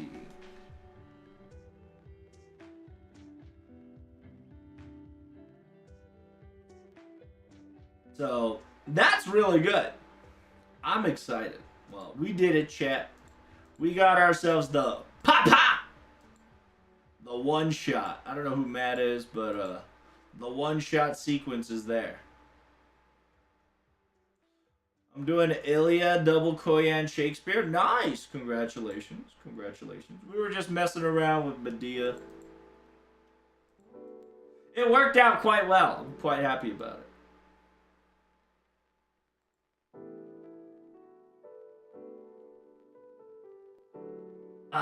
The Honolulu. And by the way, guys, I hope you guys are enjoying the event. This event, I'm surprised, and I'm hoping that this event kind of gets main interluded. Just due to the fact that this event is very important, especially the train. The fictitious return, another awakening. This is fucking important. I'm gonna read this after the Barbtos ends and the event ends. Just because I want to kind of binge it. Other than that, we're gonna go to JP. Oh. We're gonna go to JP real quick to get my things, get my things ready. But I don't know who the fuck texted me. Give me a second.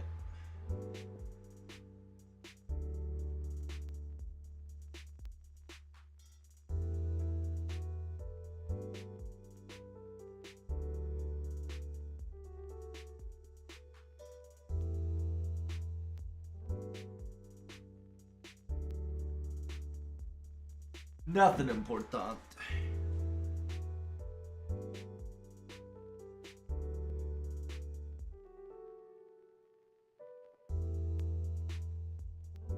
This event's really interesting, especially the train. I read some of it and I'm really liking it. Good, because a lot of the concepts I'm going to start using from here on out.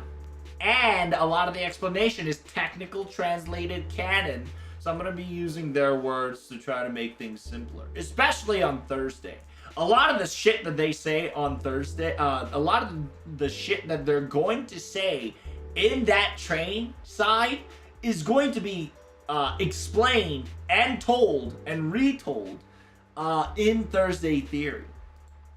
Thursday Theory is Beast 5 Theory, so I hope you are prepared. I hope you're ready.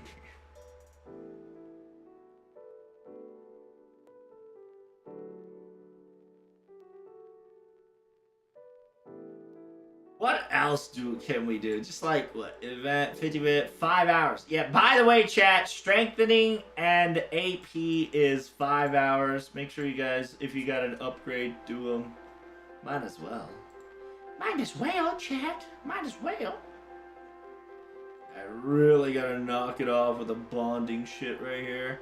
Instead of giving me +5 bond, just give me like Master EXP or Mystic EXP.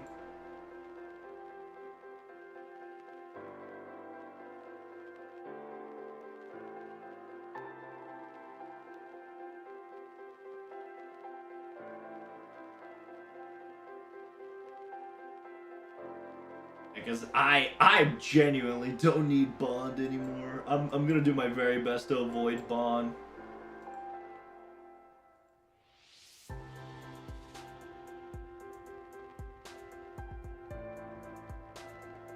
Why? Just because you automatically get bond now. There's just no reason. There's just absolutely no reason you get bond. AP is pulling a silly, so I'm gonna adjust a silly.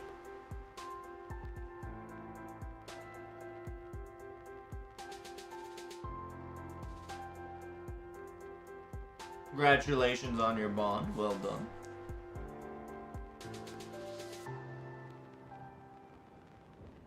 And yeah, did you guys see the trailer for JP? So if you guys haven't seen the Samurai Remnant trailer, we could definitely watch that trait right there. It is 16 seconds long. It is PogChamp. Most likely DMCable. So we just gotta be careful. But it is what it is.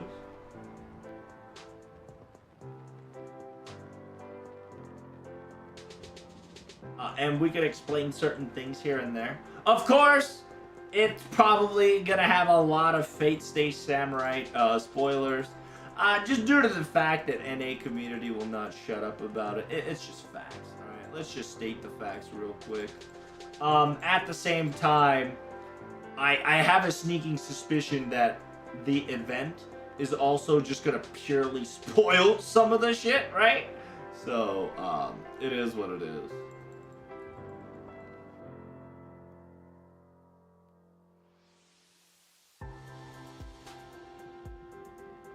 I need to bond this Koyan Dark so she can 3-turn with a 50% CE. Why do you need to bond her so you can do a 50% CE?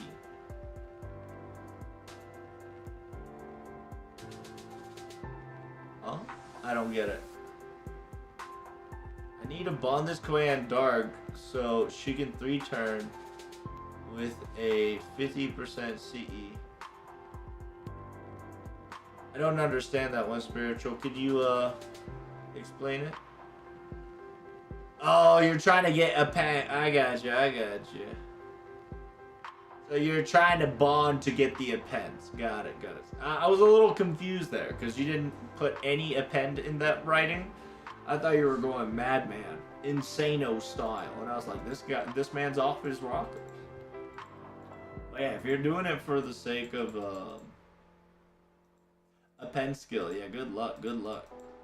It sucks because, like I told you guys before, coin system's trash. Just be honest. Hey, thank you so much for the follow. I appreciate that, Emiya09. I hope you're doing well. How was your gacha, and are you ready to gacha? And yeah, they purposefully are not fixing this coin system crap. It's Resident Sleeper at its finest. It is what it is.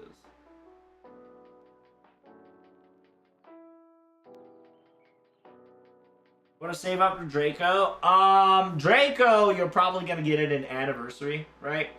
So, she might just come every Anniversary because Destiny banner is available. Other than that, I genuinely don't know if, I genuinely don't know what JP's going to do. JP's kind of weird. JP's kind of sus. We'll probably have a very harsh, quote-unquote, survey, right? We're gonna have a survey, 100%. that they didn't promise us a survey, but they did promise. Well, they did say survey is coming around around soon. They kind of give us a hint of that, saying that hey, possible survey soon, Copium.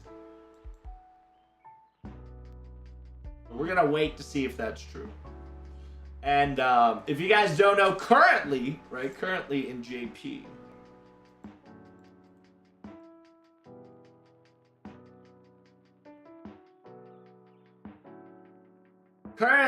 JP, you can officially click on reruns, right? You can figure out, quote unquote, what you need for your little rerun acciones.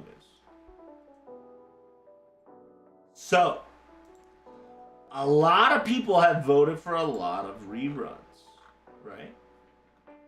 It says this voting system is not Fate Grand Order user survey. And so you will not receive any tickets. Fate Grand Order user survey will be announced at a later date. Right? We don't know exactly when the user survey is going to come out, but they're kind of saying, hey, in a later date it'll probably come out. So it is what it is. Best case scenario, it is on January 30th when Fate Stay Shenanigan is there. At the same time, yeah, they said anything from 2020 onwards.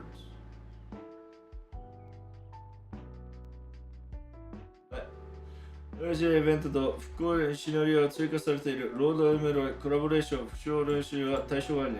can you not do Elemeloid's rerun? Oh! Well.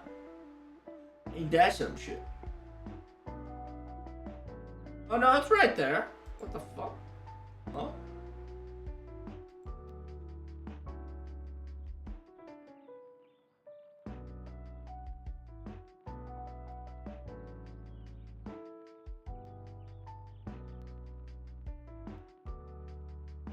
Huh? 22年以降復興していないイベントと復興の際にシナリオが追加されているロードエルメロイ okay. So that's the target. 2020 and onwards that didn't get a rerun. On top of that, Elemeloid includes plus episode. Got it. One account, one time. Be careful.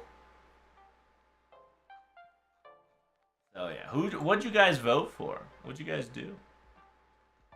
You don't get tickets? Yeah, you don't get tickets. Because, it's not a user survey. It's just saying, hey guys, we need your opinion.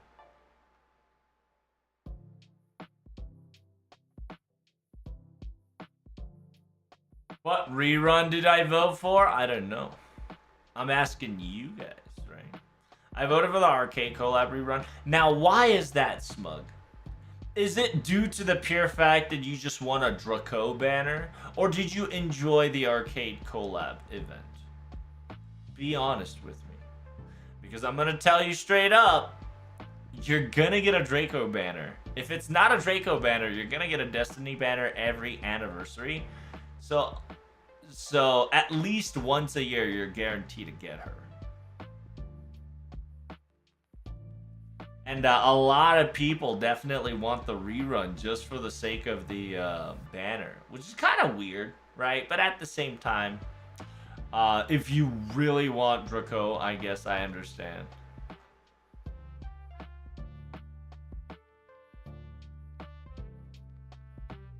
Yeah, but also understand that Lysangle, right? A Lysangle now also knows that you want them...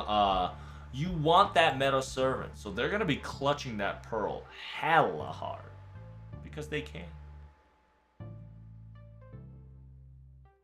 Draco just pulling an Oberon. It's true, right? Like everybody and their mom wanted Oberon. Who knows? Maybe Ushi Gozen might break everybody's expectations and be like, "Fuck Draco, Ushi Gozen be poppin'." Right? Who knows?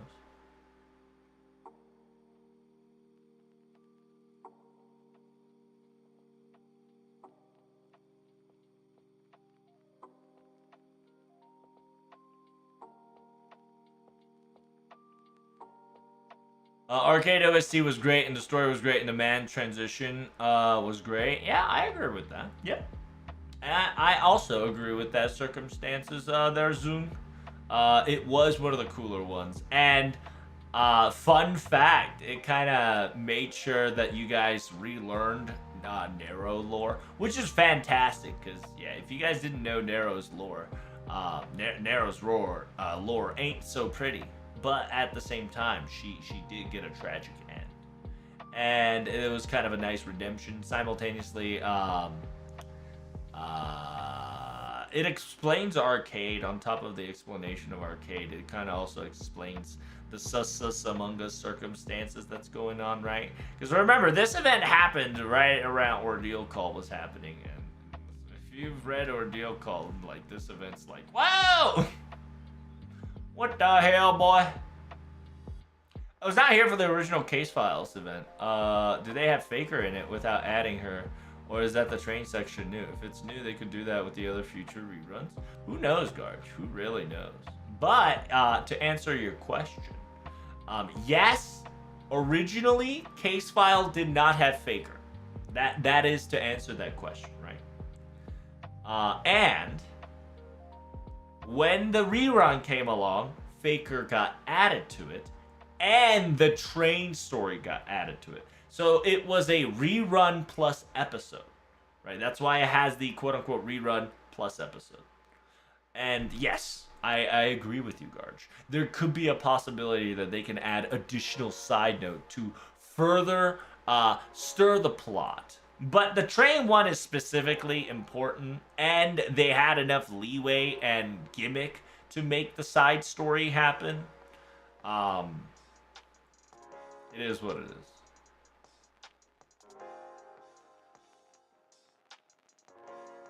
Maybe we'll get an Umu event with all Umu banners.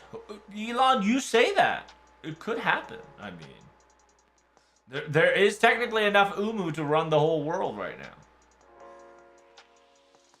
Draco's now going to be probably scarce as Castoria and Oberon. And that means you'll get it once a year, right? Like, I'm going to tell you straight up, Lesengel have this new model. This new model is called Everybody Gets One. So every year, every servant gets one banner. Whether it is a couple of days or weeks, everybody gets one banner. So keep your eyes sharp and your sync quartz good. You can use your sync quartz however you want, but just remember, when you feel like gotchaing, make sure you gotcha for exactly what you want. Because the time that you let go of your sync quartz, that's when Lesengel strikes, and you have to gotcha more.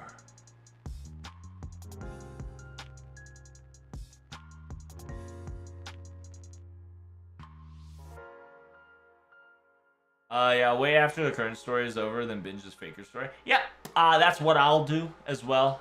Currently, if you don't know, I haven't touched the train event whatsoever, because the train event's not going to affect the main mission.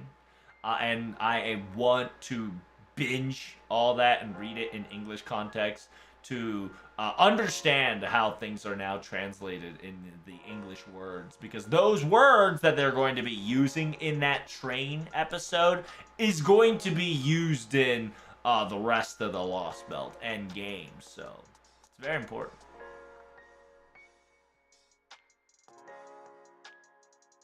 Who else, chat? Who else has chosen different events? Because if you don't know, it's simple. If you guys need a... if you guys need a picture instead of words, right?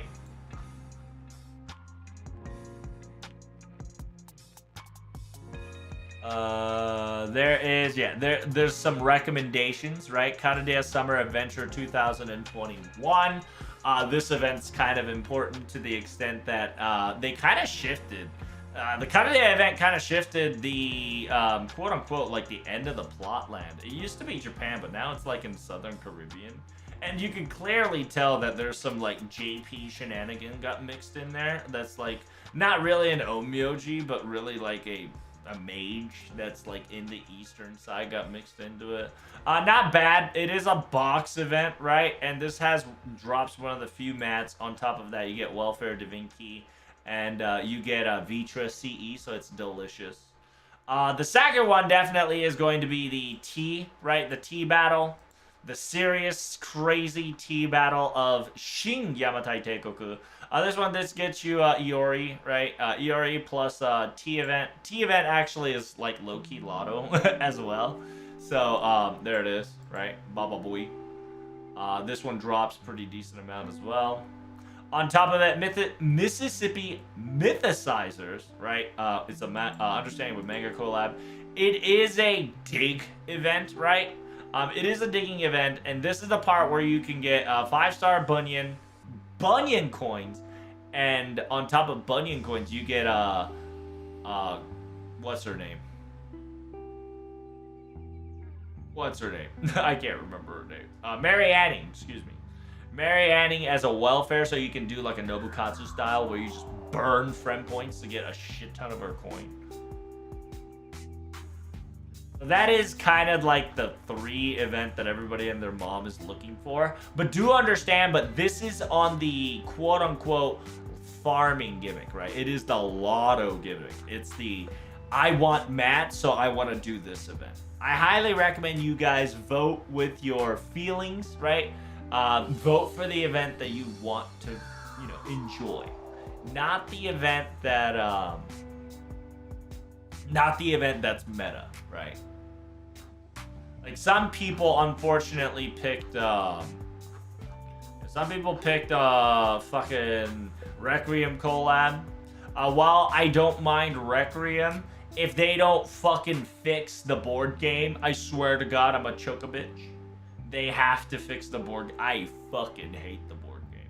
I didn't mind the event, but the board game, my God, I'll choke you out. Put you in a wrestling hold, do some DDT. Watch out! Watch out!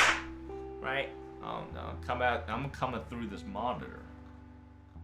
But it is a good event. Obviously, the reason why Requiem collab is going to be popular is due to the sheer fact of Mary Alter Copium simultaneously Mary Antoinette's costume with Amadeus's costume and other people's costume, right? They're gonna cope so hard for this shit, and they're coping too that when the Requiem collab comes along, they're coping that the Nasu is generous enough to give Galahad Alter, right? There's some next level like next dimension copium that's happening behind the scene.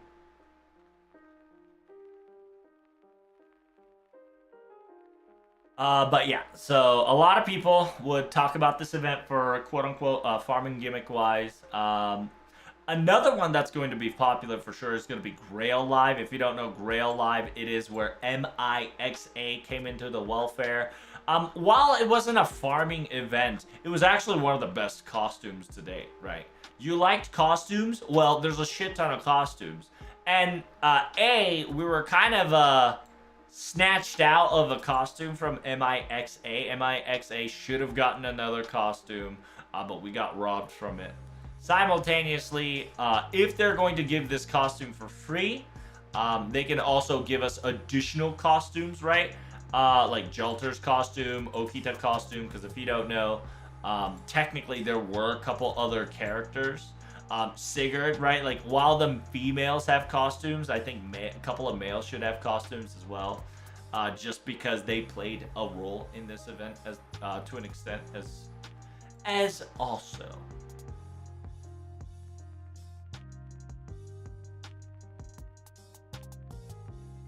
Will this matter? This event rerun vote come to NA? I have no clue. That's a good question, Power.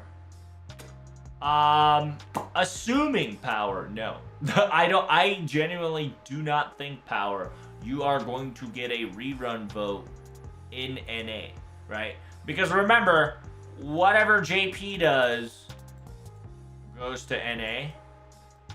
So even if they give you an option to choose, I don't think they care. I think they'll give you the illusion of choice and be like, yeah, you guys can vote on the reruns. Sure. Vote on the reruns for me, please. And then they'll just be like, oh, exactly the same rerun that JP got. Oh, what a coincidence. Quinkadink.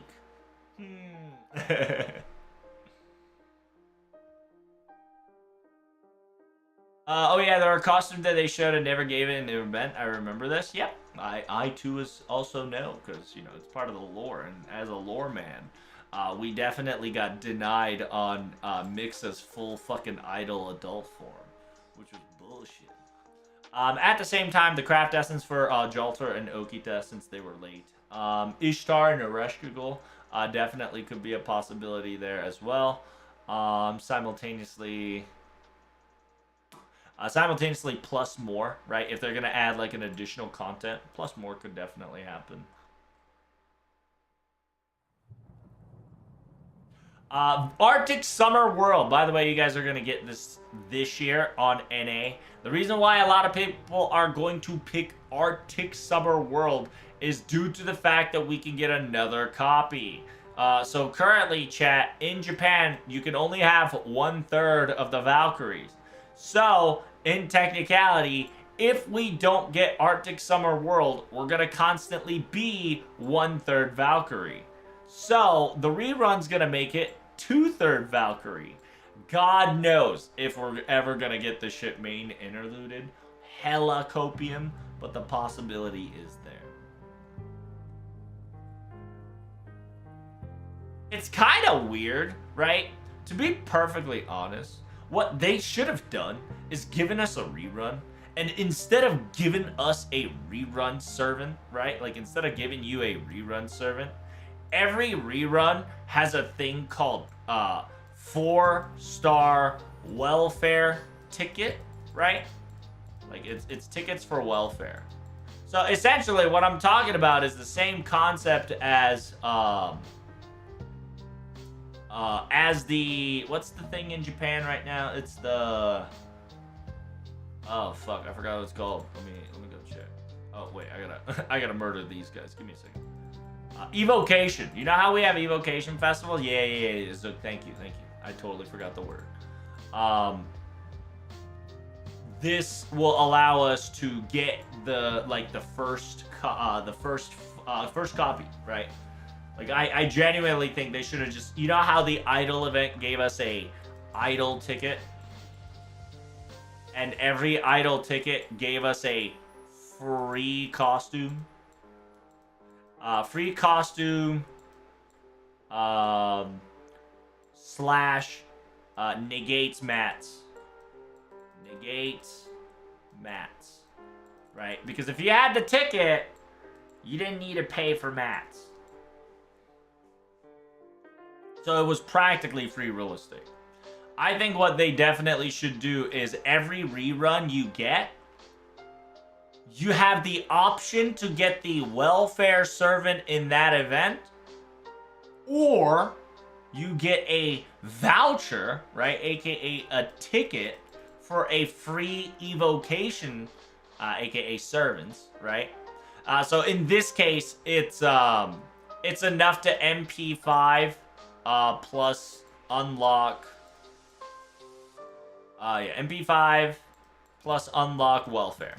Like that much amount of the evocation leaves, right? The crystal leaves. I think that's what they should give you, right? Because if you don't want the welfare servant because you already have your MP5, just get a fucking ticket that can redeem it for free, or get enough of those evocation leaves so you can redeem one for free, right? And then you'll be talking about what about coins, and be like, listen, you're only gonna need 120 fucking coins, and if you keep playing the game on JP, getting that 120 coins is not that hard, okay? It's not that hard. So trust me, I genuinely think every rerun that has a welfare should definitely go for that route, in my opinion, right? Imagine they do a rerun 7 and then give you a rare prism instead of Valkyrie. See, if they do that, people are gonna mull. 100%. Yes. And spiritual, luckily, we do have a precedent, right? That might not happen. Because if you look at Elizabeth's tower event, right? The Pyramid Techi Tower, right? The Techi Pyramid, Osaka Hime Tower, provided us 2 alter egos. And that alter ego, chat, is 2 separate entities. So, in technicality, they will be on the same spectrum. You feel me? Feel me? I hope you are feeling me. So this will allow us to get the swimsuit Valkyries plus plus costume, right? Because individual, out of the quote-unquote 6 Valkyries, we can get 2 each time. So when I say 1/3, chat, technically we've gotten 2 6. Technically, right? In technicality, because we have 1 Valkyrie as a servant and 1 Valkyrie as a costume. We have 3 costume Valkyries, all 3 different, and 3 different assassin Valkyries, which they're all different. Imagine 6 just to have 3 plus 3 costumes separately. Yeah, right? That's kind of the reason why I go for the 1/3 instead of 2 6, because it kind of gets confusing. But at the same time, they're Valkyries. There's a lot of them. Other things they specifically talked about that if you want to do Amazon, Amazonis, right? Amazonis.com. It is a tower event, gives you 10 Saint Courts, 3 Bong Grail, and a Medusa Lily, aka Anna, and Gorgan taking a nice little bath time together, right? It's a very cute craft desk, 100%. My fave, Valentine CE 2020. Gets you the family welfare of Ilya and Itis Vita, 6 Saint Courts, 5 tickets. Abundant amount of bond capability, right? Abundant. Simultaneously, special friend point gotcha. Simultaneously, female banners out the wazoo.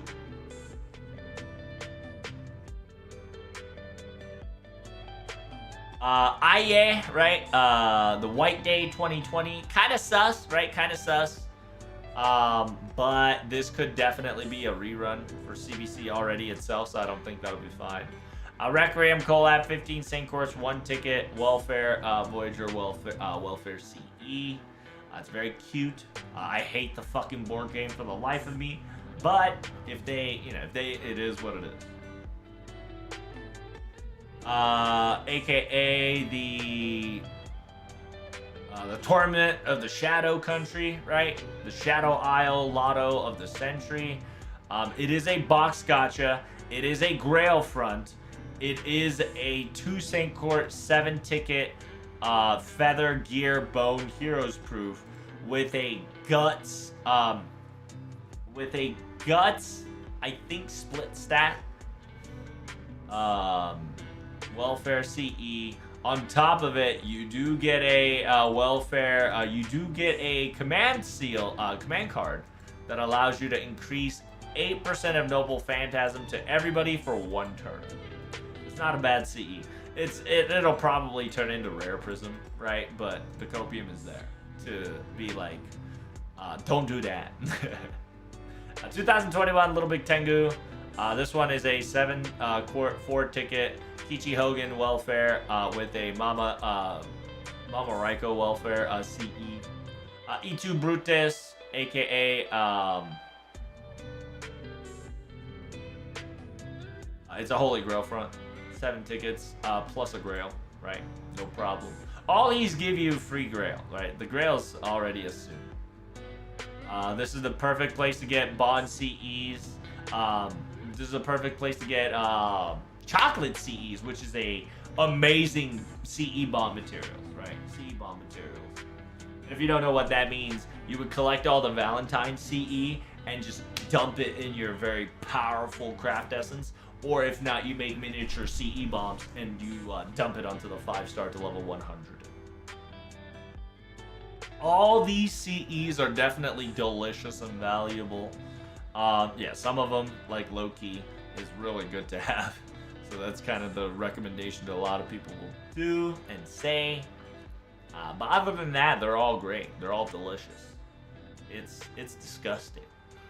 And a lot of people are saying that if the gacha, right, if the box gacha gets a rerun, it's going to get nerfed. A lot of people are specifically saying box gacha equals nerf. So a lot of people are hesitant to put Lotto Box, but I genuinely think they can't nerf treasure event, because technically it's not a box event, it's a treasure box event, and treasure box event versus Lotto events are technically two different monsters. So technically they can't nerf treasure box event. So that's kind of the strong point on this one, because if you don't know, every Lotto, besides I think it was Jailter, right? Jailter's little Christmas shenanigans, the Lottos were always locked or limited.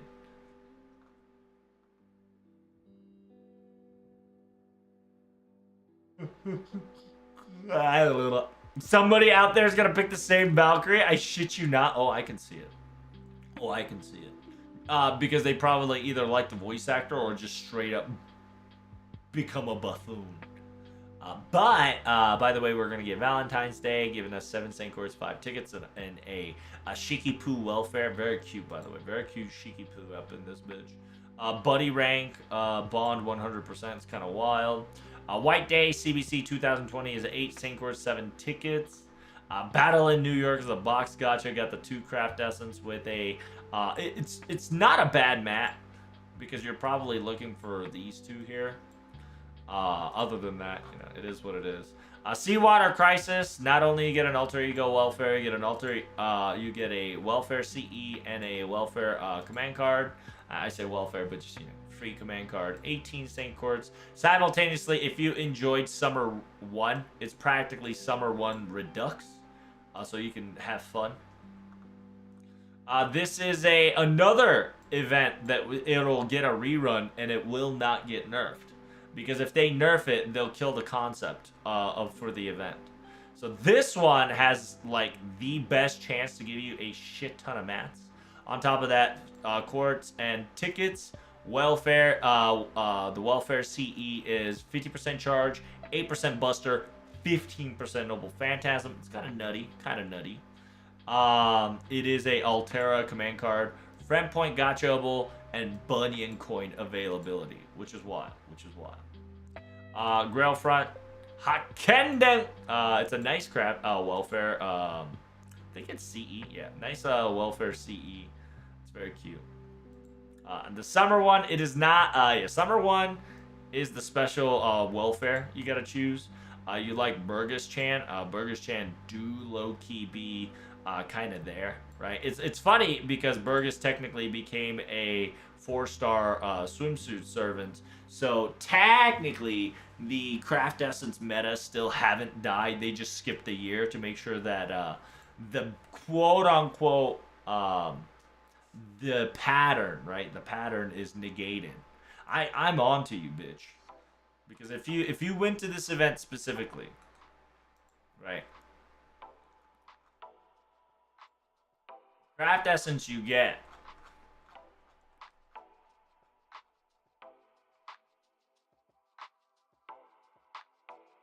Craft essence you get is Ice Warrior, Fist of Hail, Twin Tail, Infinity Blue, Cruising Date, Those Who Go Fishing, Kyunshi Attack, and Hello Arctic. So, if the prediction from the usual thing is true, we're gonna get Kojiro, not Kojiro, Mephisto, I believe. That's Mephisto. Mephisto craft essence. No, Mephisto costume. Cool costume.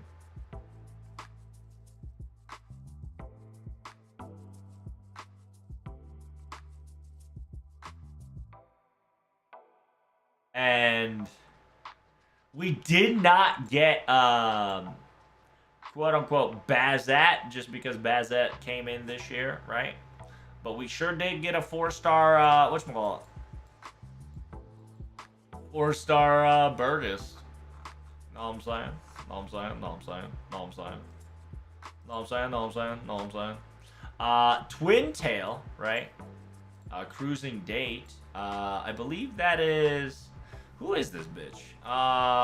Zenobia. I believe that is Zenobia. Yeah, she got that big titty energy. And then you got the Kyonshis, which are the I can't remember who the fuck's the other one. It's Ibaraki and Chio. That's what it is. Yeah, because you can clearly see the snake tattoo on Chio. It should be Chio. Yeah, there you go. Chio. So, the copium for Chio Summer is still there in the Arctic world. On top of that, you currently have a quote-unquote summer event that we just had last year, right? The 2023 one. So on that one, if, right, quote-unquote, if they will make it come true, a thin as narrow straight, that means we're going to get a the Trunk Sisters in swimsuit. If not, there's a high copium for Awkward Summer, which will be wild. I can't remember her name. Oh shit! But you know who, right? She could be a summer servant. We already have Gareth as a servant. Summer, so that's perfectly fine, right? And then the banner too, we have a possible Bedivere costume with Percival costume as well, just because we did finally, for the love of God, got the costume, right, for the. We finally got a costume for the Knights of the Round Table fuck boys.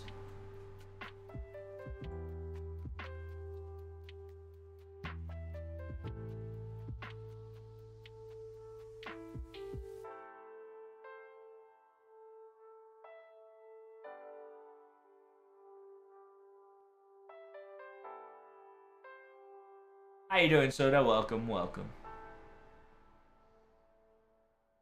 It's Toraroku? Yes, Toraroku. So yeah, who knows? There's a possibility of them getting it. I have a sneaking suspicion that this year, Tezuka Toripoka is gonna get a costume. I can almost guarantee you, low key, I think Tezuka Toripoka might actually get a fucking costume, just because he's just he was such a funny dude in summer. And like as a fucking servant in FGO right now, so yeah, I genuinely think he's gonna get a costume this summer. Any craft essence we gotta worry about? Anything else? Yeah, the potential is Toraroku, copium for what's her name, and then we got ourselves the Chiyome copium on top of the Chiyome copium. My copium is Dorekiya Nikichichi Summer. It'll probably never happen, but if it does, it has. Dark Koyanskaya Summer will be pretty cool. Zenobia Summer. Probably not gonna happen, but it is what it is. Taisubo could get a costume. Kojiro and Ku getting a costume would also be nice as well. But tomorrow's gonna be the day we'll find out what's what, right? Those lewd? What's lewd? I don't know what you're talking about. Is Percy Man getting a costume? Who knows? Could, right? The Lost Belt characters got... the Lost Belt characters got a quote-unquote swimsuit outfit, right? So it's only natural that your boy Percy just gets a costume this year, right? Order of operation.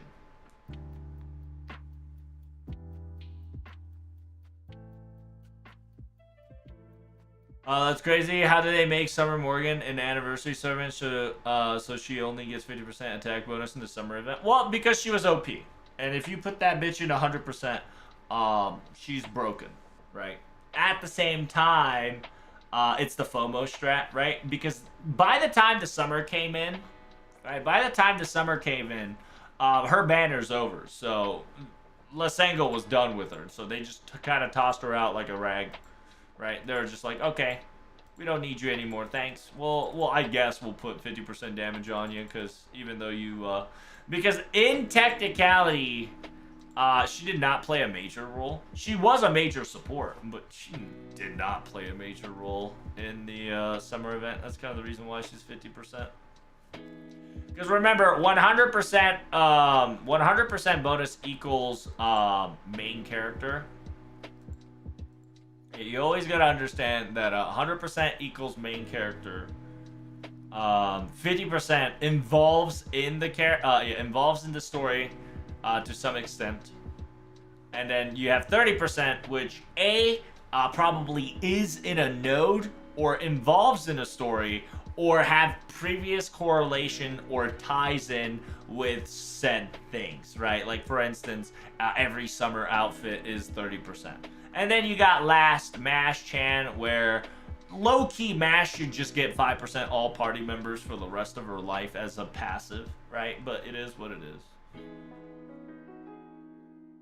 We're gonna get 5-star Cuckoo and 4-star Summer Dark for the memes. Hey, it could happen. I mean, we're guaranteed to get 2 banners every summer now, right? It's 2 banners every summer. And they've clearly said that the Anniversary Servant, right? The Anniversary Servant can be a part Summer Servant. That's where, that she thank her for that, because now there's a precedent possibility there. So Annie Servant, which is a 5-star, right? Plus 2 banners. So in actuality, we'll get 3 banners in total. So that possibility is 100% there. So anybody that you want could come. They really can. Most of the time, they'll probably try to put an Anniversary Servant that's relevant to Tight Moon. But, I mean, like, they'll probably give you, like, Alco or fucking... Yeah, most likely. Yeah, this Anniversary Servant, fucking dude, it's Alco. Why? Because Mahoyo came out. Why not? Why the fuck not? What about Toko? Listen, is Toko main character? Yes, but technically that's not true. It's Alco. So, most likely, Alco this anniversary clip.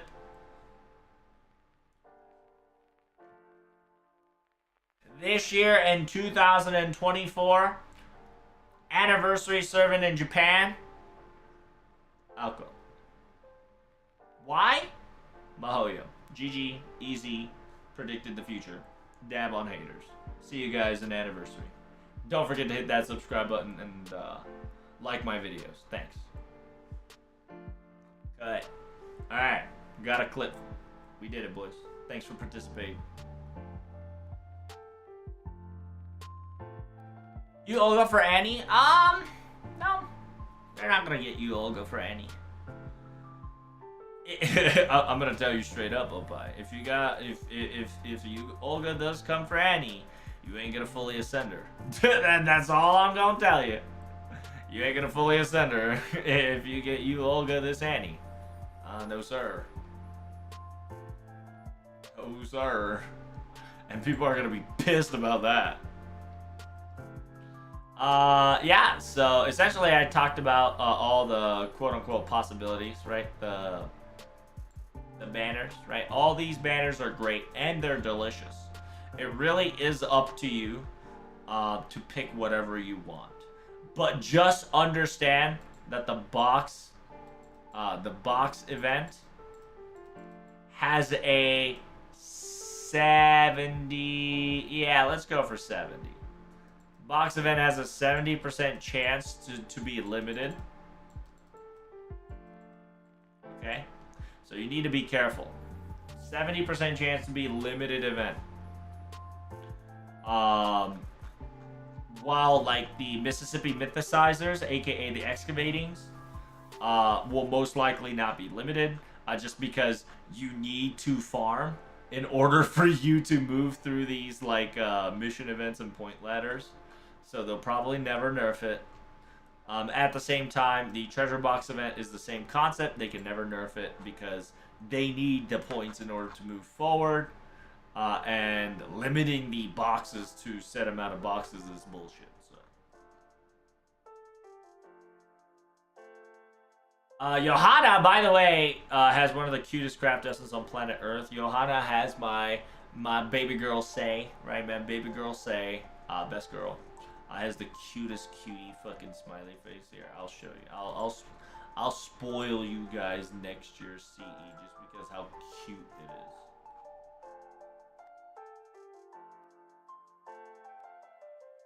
is.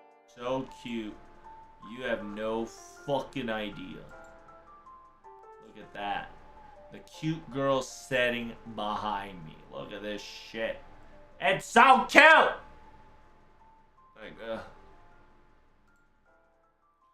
got me, you know, shot to the hall, and y'all too late now. Who do you think is gonna be the Valentine servant? I'm just gonna keep memeing Arya. I'm just gonna keep memeing Arya. Anything that has a quote unquote lady possibility, right? Like a lady possibility. I'm just gonna keep saying Arya just to make people maul. Right, possible lady, possible grill, right? Anybody that has a grill possibility, Arya. Just to piss people off. And be like, who do you think the next female servant? Arya, you know. She'll come. Keep coping. It's gonna be great. But yeah, like, genuinely, the possibility of anybody that comes into Valentine is really endless. Like, just name any male servant, change that gender to a female, boom. There you go, Valentine servant coming in hot. Non-existent priest, gender swap that to a female, boom. Oh wait, is that last year? You goddamn right, that was last year's Valentine's Day. She came out of fucking left field, nowhere, out of buttfuck nowhere. And we were just like, Johanna? What? Nani? We technically knew her existence, but we just didn't acknowledge that she was actually gonna exist. Like, we were just like, oh yeah, lore-wise, technically, yeah, she here. She chill. She cool. Didn't expect it to be a ruler, booty blasting girl, you know what I'm saying? Dude, wait, Arya could actually be the... Yeah, that's what I'm saying, right? Like, it's a female character. It's a 5-star possibility, right? And it's a gacha event. So, not gacha event. It's a CE bomb event, aka it's Valentine's Day. So it's just a perfect storm to give you a Tamamo Arya event, and Arya showing affections to Master to some extent, right? And just be like, ubu ugu, give me your money. And you guys are gonna be like, of course, I love Arya. I'll give you my money, my dear. I love Tamamo. And then the money just be like, cha-ching, cha-ching, cha-ching. And then, you know, fucking Arya's gonna trip, and everybody's like, oh my god, she's so cute. I need her in my life. Cha-ching, cha-ching, cha-ching, cha-ching, cha-ching. It is what it is.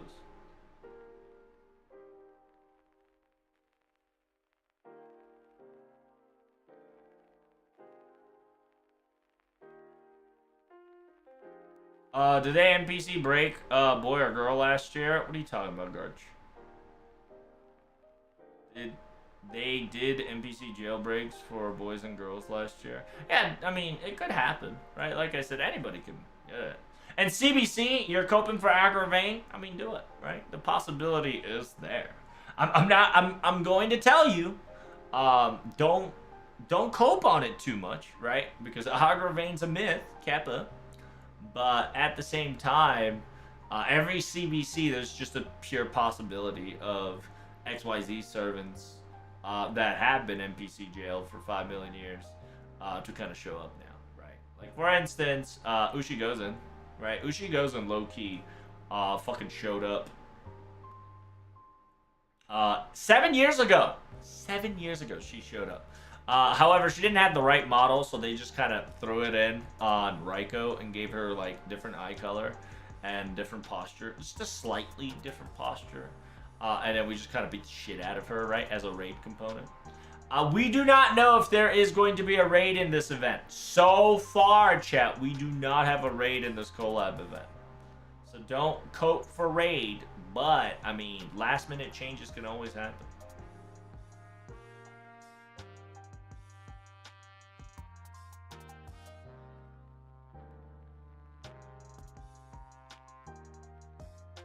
I like that Shikipu Valentine CE that has Sei encouraging her, and then the Sei Valentine CE that has Shikipu encouraging her. It's true. It does play along very nicely, right? It has that back-to-back vibes, because this year, right, you're going to get Menon and McLear, aka Chocolate and the quote-unquote Goddess's Choice. You get Thank You for Your Hard Work. And then Thank You for Your Hard Work busts out Shikipu in the office lady outfit, looking fine like a candy cane, you know. Fine like a fine dime. And then you see your girl Sei-chan giving that double thumbs up and hitting her with that big, encouraging energy. It's funny because they kind of look like they're dressed for like airliners, right? Like the air. What do you call those people? Those nice people in the airplanes. They're not air waitresses. They have a specific word. I don't know what they're called. Air flight attendants. There we go. That's the word. Sorry, I'm derping a little bit, right? So yeah, they actually look like airline attendants, but you know, cutie patooties.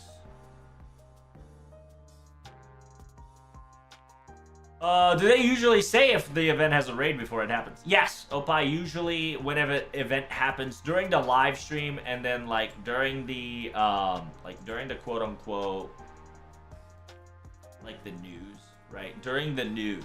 During the preview of the news, it'll specifically say stuff like this, right? It'll be like battle where all the masters fight together in the second half of the story. All masters must fight together in a unique battle format, right? Like something like this format definitely will come into play and warn us, right? To an extent. But also understand that JP might actually do some little sneaky deaky, right? They're doing a little sneaky deaky because technically they haven't given you all the news, right? They're giving you the pre-campaign news. So they're giving you just a little bit. Right, a little hint, a little smidge. But from what I've seen, no, there shouldn't be any raid. You're just gonna get a welfare, fucking psycho murderer. And, you know, speaking of psycho murderer, there's another psycho murderer. And then here is a guy that is now a she that has her entire story kind of wrapped up in Samurai Remnant to an extent. Kind of playing the caster support role.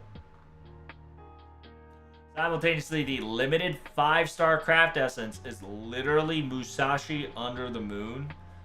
It's a fine craft essence. I mean, like, if you don't see this craft essence, damn! And she's wearing, you know, like 70% clothes. It's pretty lit. And then, yeah, the servant bonuses, blah, blah, blah, strengthen. We don't see the percentage, so we don't know who is gonna come, right? But all we know is that most of the people that are gonna come, Arjuna apparently got replaced by Krishna. I genuinely think every single servant that we don't have is probably replaced by that said person.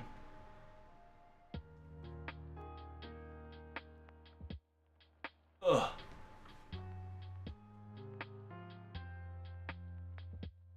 And then yeah, it's funny because Lancer, old man Lee Lancer comes in instead of old man Lee Assassione.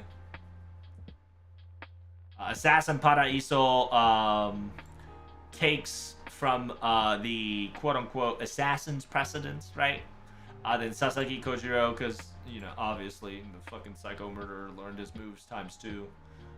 Berserker Muchachi. We don't know if we're gonna get Berserker Muchachi or Saber Muchachi. Either or, you're gonna get a banner of them, so rejoice, right?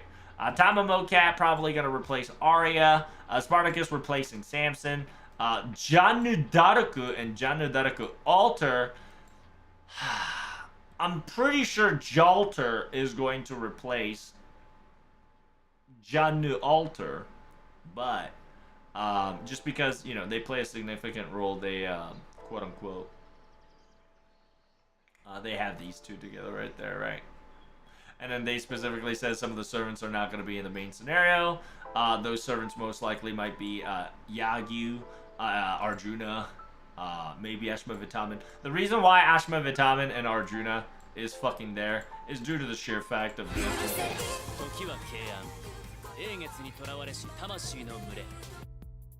the fact that this guy shows up, right? If you don't know him, he's most likely going to be Krishna. He's the same place where Karna is. Not Karna, excuse me. Arjuna is during Samurai Remnant. So there's a possibility of an NPC Krishna coming in hot to kind of say hello. I got curious of this little charade. Who's Krishna? I don't think I have it in my tabs. Here, I'll give you the...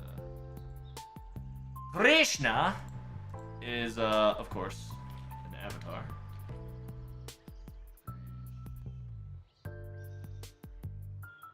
I don't know if I spelled that correctly. There we go. Yeah, Krishna is one of the major deity for Hindu, right? He's the 8th avatar of Vishnu, right? Also a supreme god in his own right. He's the god of protection, compassion, tenderness, and love, and is one of the most popular and widely revered among the Hindu deities, right?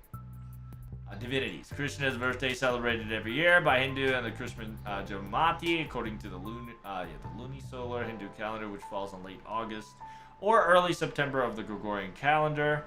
Copium possibility that fucking Krishna might be the anniversary servant, but who knows, right? Due to the fact that his birthday is on August or early September, right? Ironically, we have our anniversary around those days now, these days, so. Narratives, Krishna generally titled as Krishna, central figure of Magadata, Purna, blah, blah, blah. A lot of stories of theological and mythological text. Portrait of him various is a godchild, prankster, model lover, a divine hero, and a universal supreme being. His iconic reflects these legends and shows him different stages of his life, such as an infant eating a butter, a young boy is playing a flute, a young boy with Radha, Radha or Radhika is a goddess of the chief consort.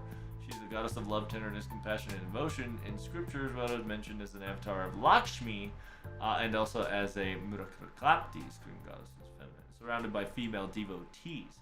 Or a friendly charity, charity giving counsel to, guess you guessed it, Arjuna. Right? A friendly charity giving counsel to Arjuna. And if you don't know, they know each other. I think Krishna had a flute. So if he had one in this event, it's him. It could, right? Not all Krishna has a flute, but I mean, let's be honest. At one point, if he does bust out a flute, we'll know, right? And fun fact that you mentioned flute. Listen to the music.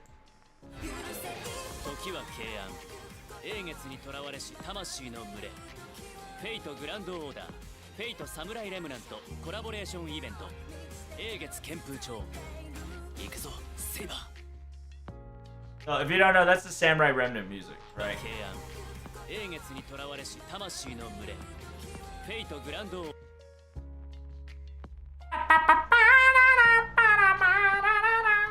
And then, yeah, it's been tracked, blah, blah, blah. And also, if a lot of people are doubting just because I put Krishna equals Arjuna charity giving, he's also related to Lakshmi Bai. Technically not Lakshmi Bai, because Lakshmi Bai is quote-unquote, not, she has a divinity sister of, what's her name? Lakshmi, right? Lakshmi Bai is the sister of Lakshmi, and they essentially, Lakshmi Bai has unfortunate, while the other sister has fortune, right? So essentially, if Krishna does come, to a weird extent, he's going to have a weird attraction towards Lakshmi again. So we're gonna have like that Rama looking at fucking Lakshmi and be like, "You're my wife, no?" Like I have a similar. You have a similar scent as my wife, and I believe Krishna would be like, "Interesting. You have an aura, right? Aura, just like similar to Radha or Radhika, right? AKA, it is the she is the female devotee that was with Krishna all this time."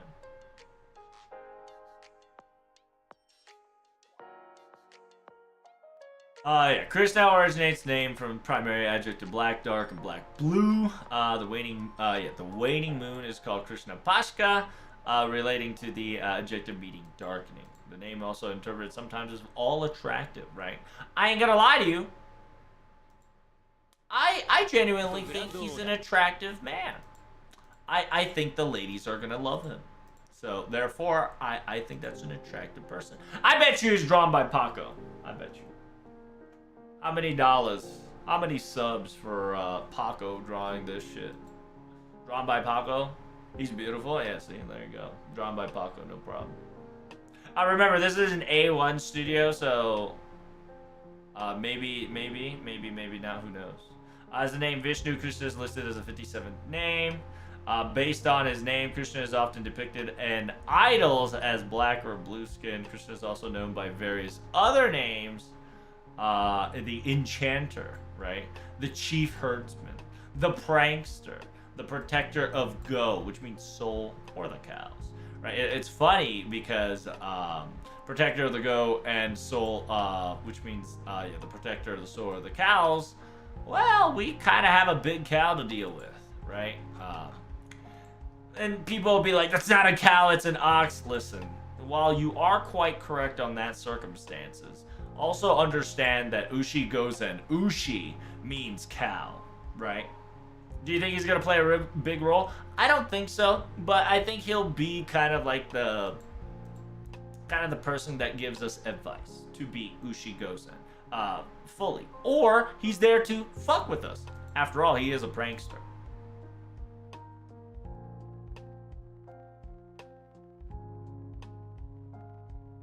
Krishna may also be referred to as such. The honorary title Shiri, often used often used before the name of Krishna. So if he refers to himself as Shiri or anything else, like Chakadar or Murdahar, there's a possibility it's Krishna. Is commonly worshipped as these things.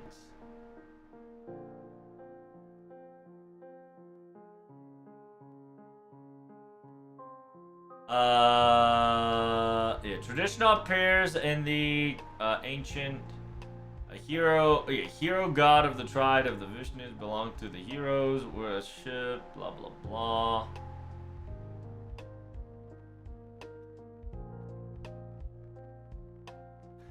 Vishnu and Krishna fused to become a single deity. Oh, it could be an alter ego. Interesting. And then they started to identify with Vishnu in the around the 4th century. Another tradition, the cult protector of the cattle, that was also absorbed. Oh wait, protector of the cattle was also absorbed into Krishna's tradition. Interesting.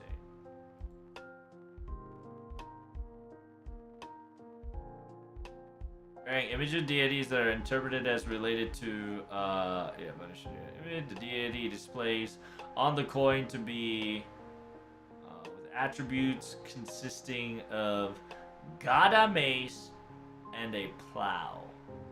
And Krishna with the attribute of shout, which is a conch, and a Shanda chakra wheel. Flying discus attribute to is generally portrayed as a right rear hand, forehand. Vishnu holds the conch, the mace, and the lotus. By the way, this chakra is the this chakra, right, is Ashma Vitamin's chakra, right? The Sun Dasara chakra wheel. This is Ashma Vitamins. According to the such, is actually misrepresentative of a shaft with a half moon parasol top. Interesting.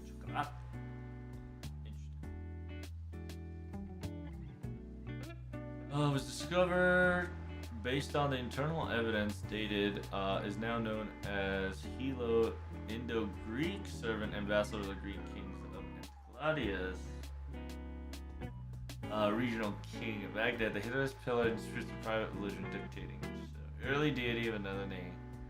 States that the column construct of others.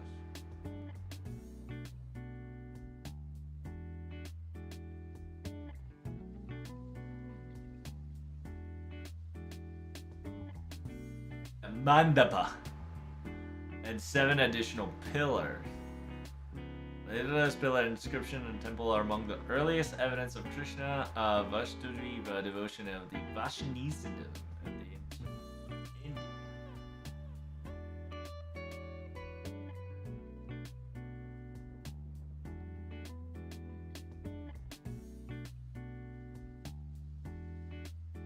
5 Vishrini heroes, other known as the...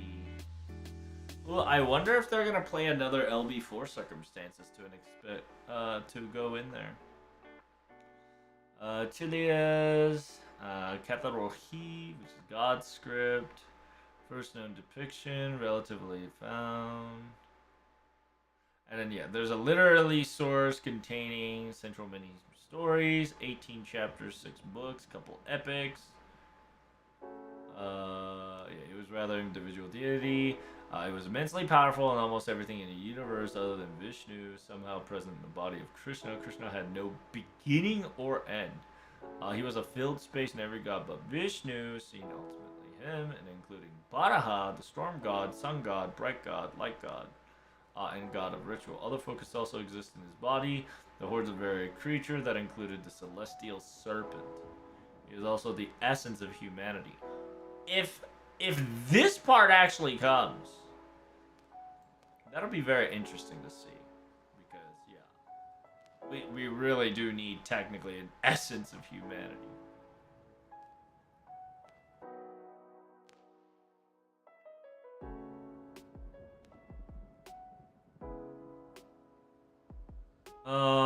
His appearance.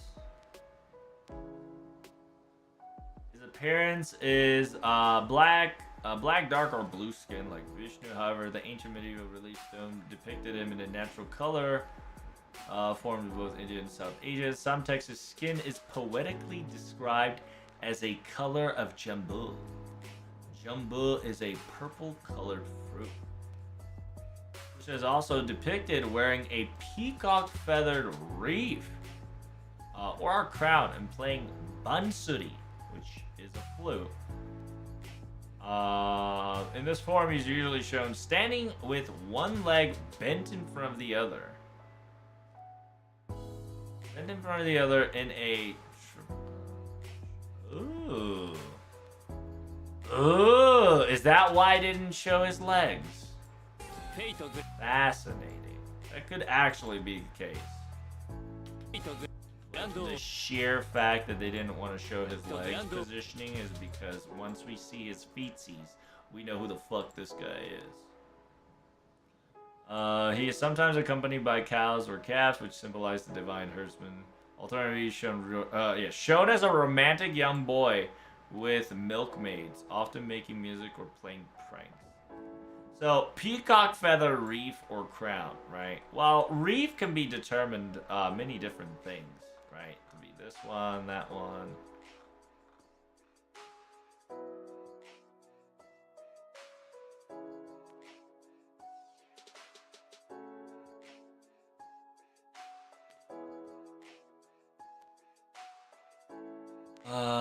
Wreath attire. Flower leaves, fruits, and twigs. Having Christmas decoration, garland, and chapel. I don't think I see that, right? But you can clearly see the depiction of a peacock kind of right here in a way, right? And it's Nasu lore, so just make sure that like you can't follow it one to one. But ironically, like the reef-shaped symbol shit is kind of in his ear, if you notice, right? Like the reef-shaped kind of things, is kind of in his earrings. So instead of attaching it on his head, he's kind of attaching it in his earlobe. So he's technically wearing a reef. And it's 100% if he busts out any form of flute, we'll know for sure. Right? We'll know for sure. The boy busts out a flute, he said, let me play you a song. Dude, it's over. It's over. What up, Faith? Thank you so much for the 30 subs. Big preach. Thank you so much. Thank you so much for the follows as well, everyone. I appreciate you doing amazing work. Ushi means cow. Wait, so I've been calling Ushiwaka Maroko this all time. Yeah, pretty much. Pretty much. Yep. Ushiwaka is it's like a child name too.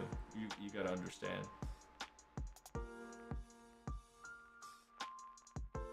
Right, so this part right here definitely gives a possibility that he's Krishna. Simultaneously, the fact that Ashma Vitamin's chakra, simultaneously Ashma Vitamin is event modus, right? Ashma Vitamin never shows up technically in Fate Samurai Remnant.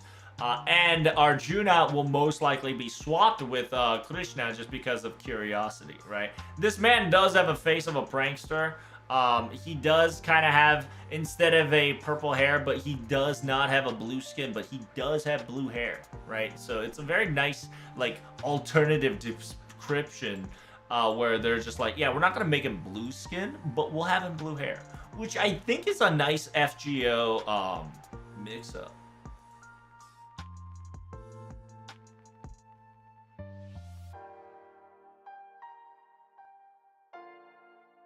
I think you'll be also interested in his flute because I think it's related to calling an animal. It could be, right? Like his bansuri. What's bansuri? It's a produced bamboo metal, like some bansuri traditionally made for a single hollow shaft of bamboo, 7 finger holes. Some modern design covering.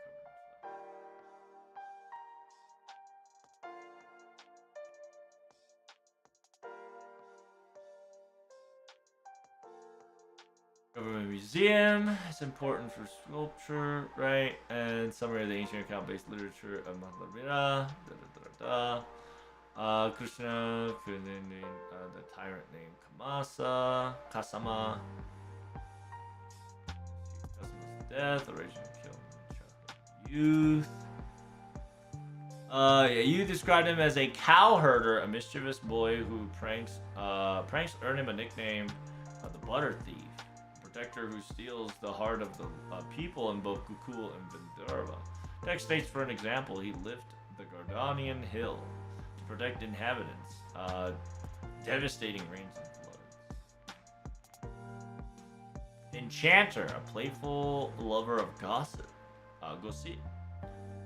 especially Radha. These metaphor-filled love stories known as Rasa Liera were romanticized to poetry. It is very interesting too, and I think it could be Krishna, because it's kind of preparing yourself with Valentine. If it is Krishna, in an interesting way, this Krishna guy is actually preparing himself for Valentine's Day, just because when he's there, you know, love stories and shenanigans, and he's filled with girls, milkmaids, da-da-da-da-da. Enjoyment or not, sport to gain, his interaction with gossip is Rasa Liya, an example. Plays his flute. The Gopis immediately comes in whatever they were doing, banks of river to join him in singing and dance. Damn, he's actually I am Ozymandias incarnate. Yo, I want to see that shit happen. Even those who could not physically be there to join can join through him through meditation. God damn. His spiritual essence of love eternal in existence metaphorically represents the Pragati, which is the original nature, form, and condition of anything original or primary substance, a key concept of Hinduism. Ooh, nice. This might actually play a role. Matter of the impermanent body. Even when he's battling a serpent to protect the others, he described it in Hindu text as if he were playing a game. This quality playfulness Krishna is celebrated during the festival. When religions such as playful mimic his legend, such as by making human gymnastic pyramids to break open the clay pot hung high in the air to steal the butter or buttermilk spilling over the group. He overthrows, killing tyrant king Uncle Vasam. Krishna befriends Arjuna and the other Pandavas, right? The Pandava is the Arjuna, Nakula, Shevahadiya, who else was it? Yeah, essentially the big boys, the 5 legendary brothers, versus, if you guys don't know, the 4-star berserkers, right? The 108. The 108 brother versus the 108 brother versus the 5 elites, right? It's kind of wild. It was crazy. They were OP as fuck. Prince Kuru, Krishna played a key role in Mahabharata. Described as 8 wives of Krishna that appears in the sequence: Lokimi, Satabaniya, Jambavatiya, Kalimadi, Mitsuya, also Satya, Badara, and Lakshmana, right? Also called Manga. I know I'm butchering names. I apologize.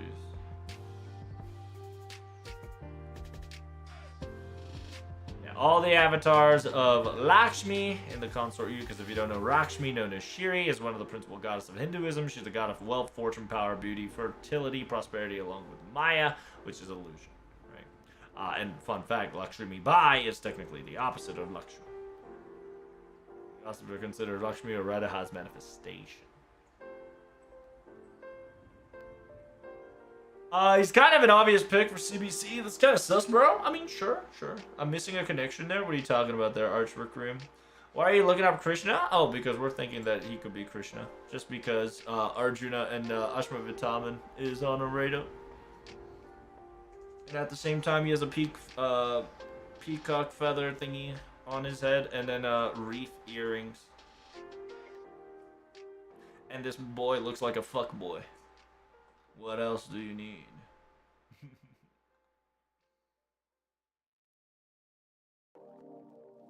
Is he gonna be a quick Merlin? I mean, who knows? He might come in, he might be NPC. Maybe he'll turn into Blueskin when he ascends. Perhaps, that could be a possibility. I mean, technically, there is a servant that kind of became such as that, right? When the Blueskin came along. That's essentially Durga, right? Durga, aka Kadi, kind of became blue on her 3rd ascension, so it's understandable. The possibility definitely is there if they want to go Super Saiyan.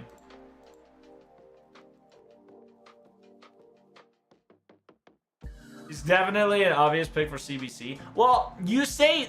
Well, here's the thing, okay? Garch, you're jumping the boats.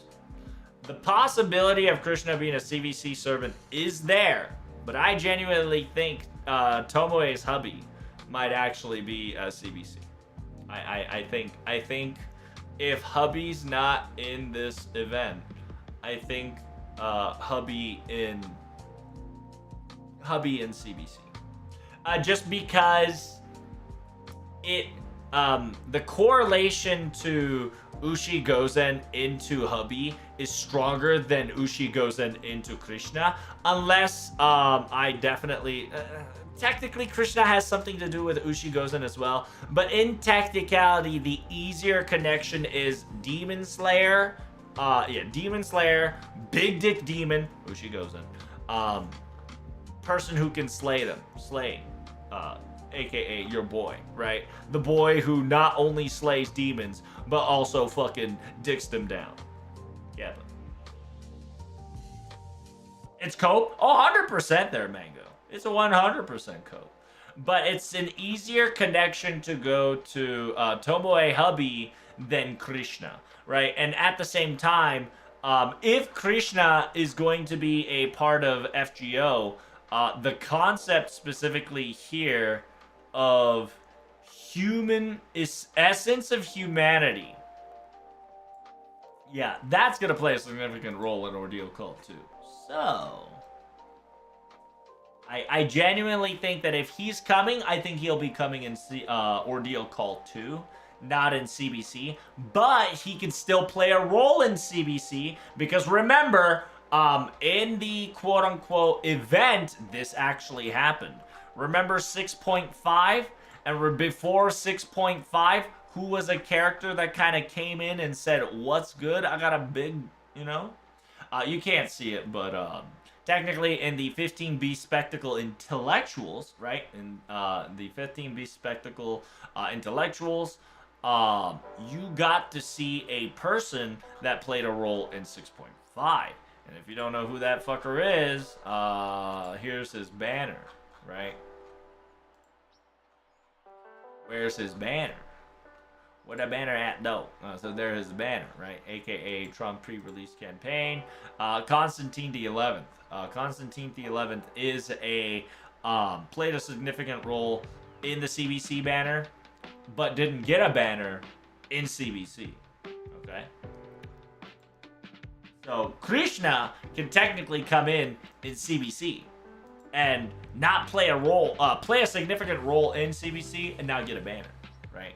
And then go to Krishna. Or it could be the other way around where, yeah, Krishna is the banner, right, for CBC, but Yoshitsune, aka Tomoe's hubby, kind of come in and play a role there, but doesn't get a banner, right? And then everybody's gonna cope and hope and fucking pray to the gods and sacrifice, you know, people's toes and be like, we want Tomoe's hubby because wives and husbands should be together. And they're cute. They gotta be like so cute together. It's gonna be fucking ridiculous.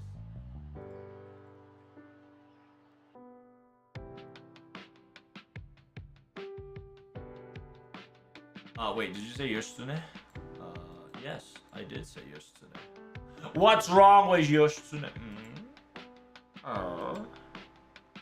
I think he looks cool. Oh, he's awesome, dude. Like your boy, like your boy. Boy was lit.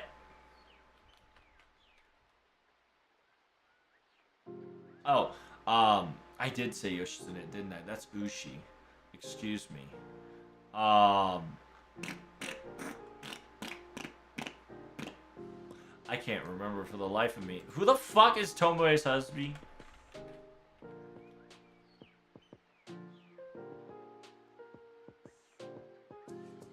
Excuse me, it's Yoshinaka. They got the same Y's, all right? They got the same Yoshi shit. So it's Kiso Yoshinaka, which should be Tomoe's hubby. I apologize. They all sound the same, all right? Listen, they all the same.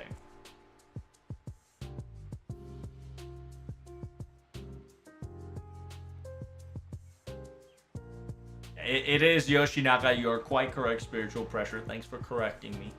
Because I definitely... Because it has the same Yoshi. I just, you know, I said, fuck it.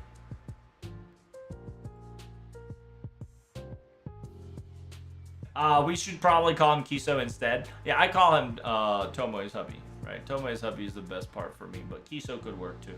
Or Power Ranger. Or Saber Power Ranger. Could also work.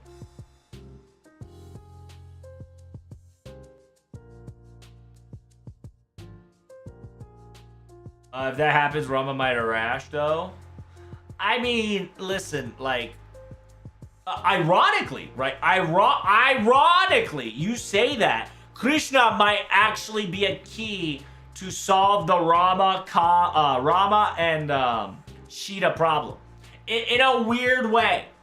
Because he has an embodiment of concept of love. So, in technicality... if you want to cope harder, it'll be like Shida 5-star Archer or, like, you know, like if you want to cope that route, right? Shida. Shida's gonna be your Valentine servant. Because of the existence of Krishna and using Krishna to amplify the power of love and add a couple of Hindu lore bullshit and FGO Nasuverse mixed in there, the possibility of Shida rejoining Rama is imminent. 100%. Facts. Right? So If you want to talk about Rama possibility, Sheeta is this year's Valentine servant, right? Or you can hit it with the classic, right? Why not get Sheeta and Arya, right? Why not? Fuck it, dude.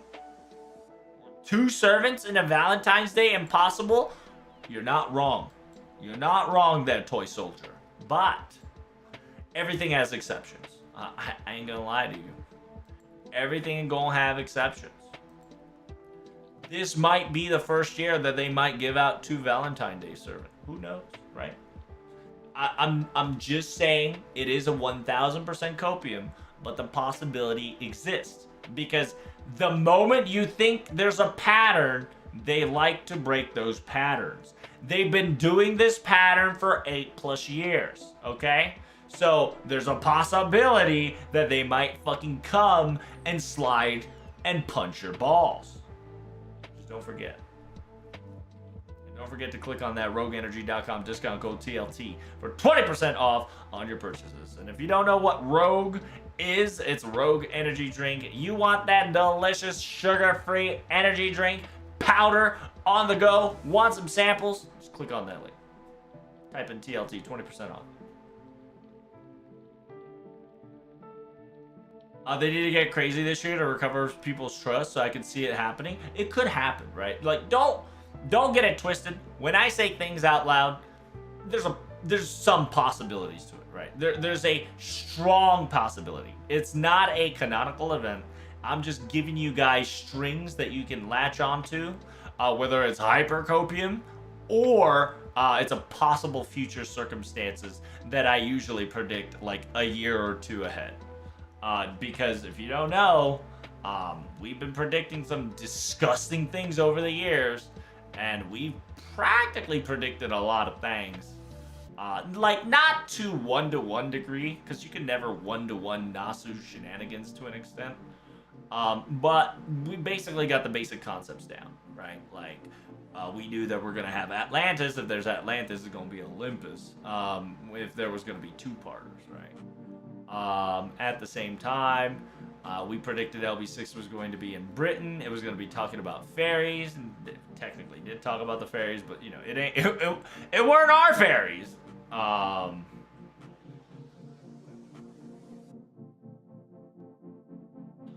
We also talked about how LB7 will probably have some sort of Aztecian circumstances, right? And you know, Baba Booey. There it was to an extent. Also, man, I really want to talk about LB7 on Thursday, but I'm not going to because that'll be another topic for next Thursday. Because oh my god, LB7 low-key kind of probably gave us a side story of like what the fuck actually happened in the previous past lands. But you know, it is what it is. But yeah, I mean, we got ourselves an alter ego ruler. What else did we get this Valentine's Day, chat? Alter ego ruler. Oh, dude. I'm so surprised that we didn't get Ushigoza and Valentine's Day, right? It's kind of whack. Because they had prime opportunity to give Ushigoza the 5-star opportunity Valentine, but they gave that to somebody else clearly. So somebody is taking the Valentine role, which a lot of people are going to cope for Arya. It could be Sheeta, right? Don't get it twisted. Sheeta could definitely be a possibility.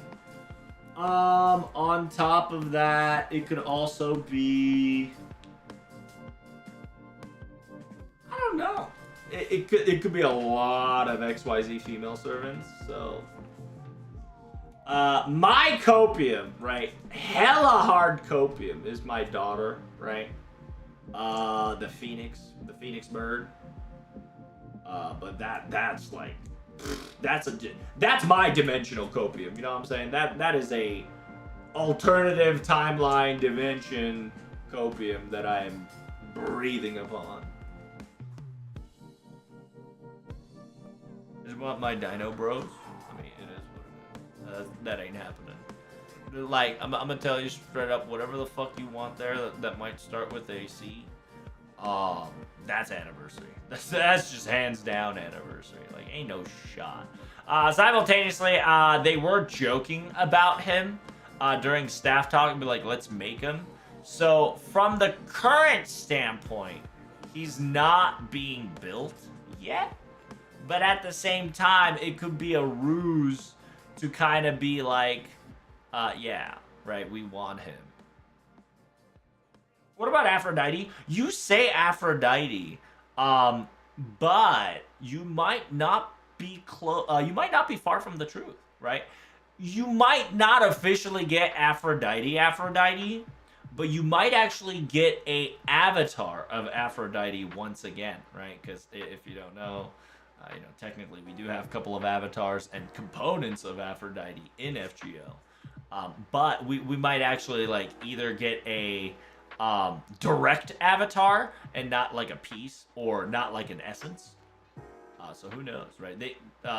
I like to call it the Jesusification, right? And I know it's disrespectful, and I apologize in advance.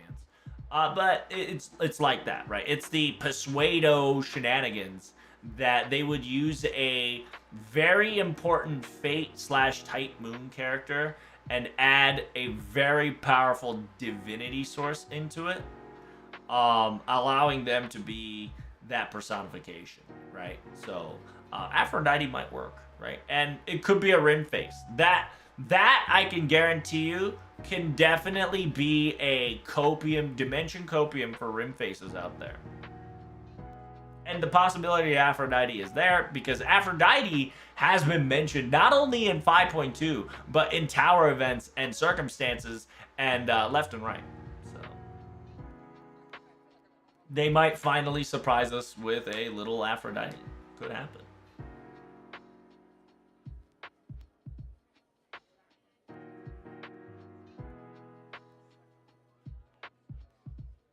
And in a weird way, chat, I've noticed JP kind of go through a trend. Like all the servants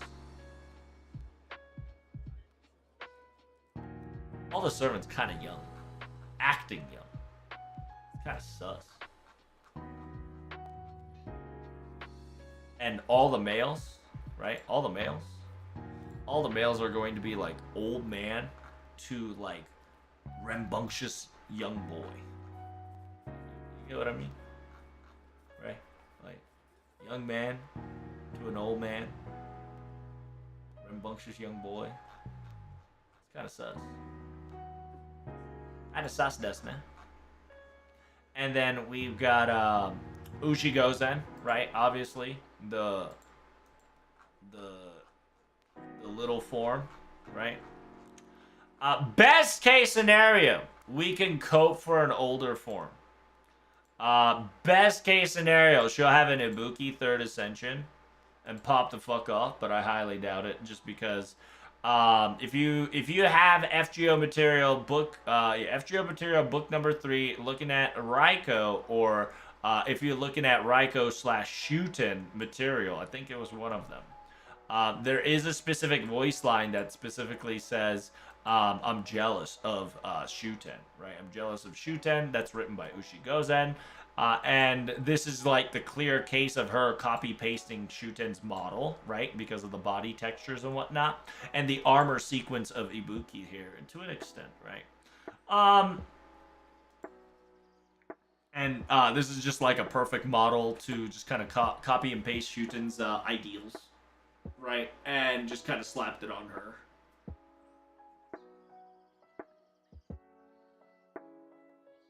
When are we getting a hot grandma? Soon. In Gura Gura, Riku. Riku's technically a hot grandpa that turned into a grandma that also has a, is it 17-year-old girl that's in there as a second personality? I think it was either 17 or 21. I can't remember. We need older ladies. You're goddamn right we do. Europa exists already, people. That's true. People do forgetting about your girl. Big titty, big mommy energy, Europa.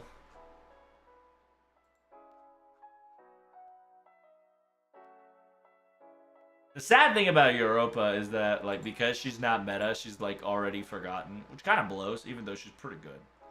Right? She's, like, really offensive Mary Antoinette, which is awesome. And, yo, your girl has a fucking... a robot. Your girl has got a robot. Copper Giant.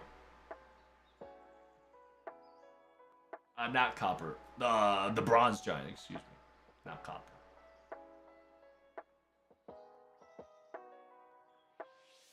Yeah, Grandma? Yeah, technically. She's Europa. She's the mother of all Europe. So, yeah, she's a little bit of grandma action.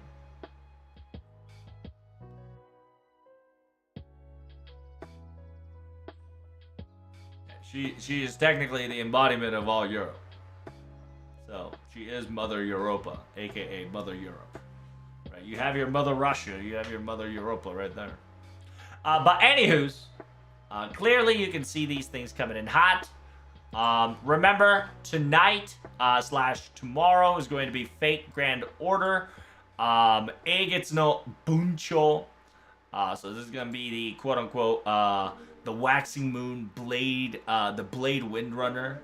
Not really, right? It's not exactly translated as that, but practically it's the ritual of the ritual of the moon, the blade clashing, right? Because Buncho is like, it's like sword fight or like quote unquote, not an arena, but technically going to be fighting. At the same time, fun fact, apparently the quote unquote, the kanji that's written here has a very similar writing style to the Hindus. Hence the reason why we're thinking that this guy's Krishna. On top of that, we're going to get 4-star Welfare Saber Iori, which is a psychopath. And remember, we're going to get a Banner 1, which is Ushi-Gozen. Banner 2 is up to debate. Don't plan on it, right? But there will be more banners. There won't be a second new banner. There's probably going to be a second pickup for the said servants, right? Muchachi and whatnot.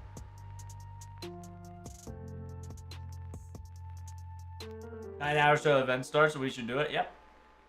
We're gonna get Krishna what class? It could be alter ego.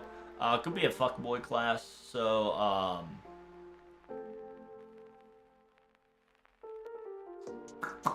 I don't know. He can be a pretender. He can be a prankster. If he wants to. Technically, he can be any class he wants, just because he has weapon for two weapon for archer, 1 weapon for spear, 1 weapon for flute. So he can be a mage. He can be I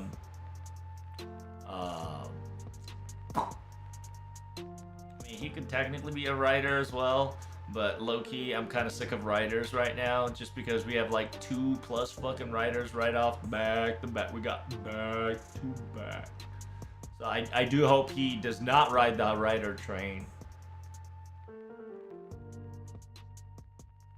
Do you think we'll get the... Wait, we will only this collab this year for you, or might get to... Oh, are you thinking about like the possibility of a second collab this year? It could happen. Like, don't get it twisted. 2 collabs could happen this year, right?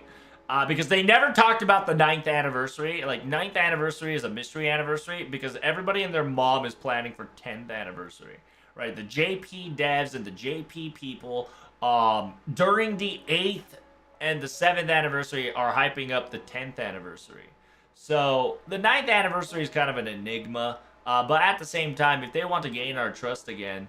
9th anniversary should have 2 collabs, but at the same time, it might not be a collab, but just implementation of a game, right? Like Mihoyo or Tsukihime kind of integrated into the main story. Like I keep telling fucking people that, like, what if I tell you that instead of a collab, Tsukihime is going to get inserted into FGO? What if instead of, Mihoyo or Tsukihime collab, it just gets inserted into the fucking story? So possibility of a quote-unquote second collab could happen. It just might not be labeled as collab. Moon Cancer class. What, Krishna? No. Krishna, while the possibility of Krishna can be a moon cancer class could work, at the same time, you also must understand that unless BB approves of this bullshit, or there has to be some next level bullshit in order for him to get a moon cancer class. Just understand that. Moon cancer class is a BB exclusive unless you are a very primordial, powerful character. You will not get this class. The reason why Kiara could do it is because Kiara cheated. Simultaneously, the reason why Archetype Earth could do it is because, listen, it's fucking Archetype Earth, okay? And the sheer fact that she's a moon cancer class has a possibility of a theory of certain things that I won't talk about just yet. So yeah, unless BB specifically gives the option, or Krishna somehow like swoos BB. If not, he's like a greatest hacker on planet Earth, right? He won't be able to be a moon cancer class. That's hard copium. What about Rogue Berserker Banner 2? I mean, could, right? I highly doubt it. Highly doubt it, but the possibility sure is there. I'm pretty sure Spartacus is taking place of Samson. For now. It is what it is.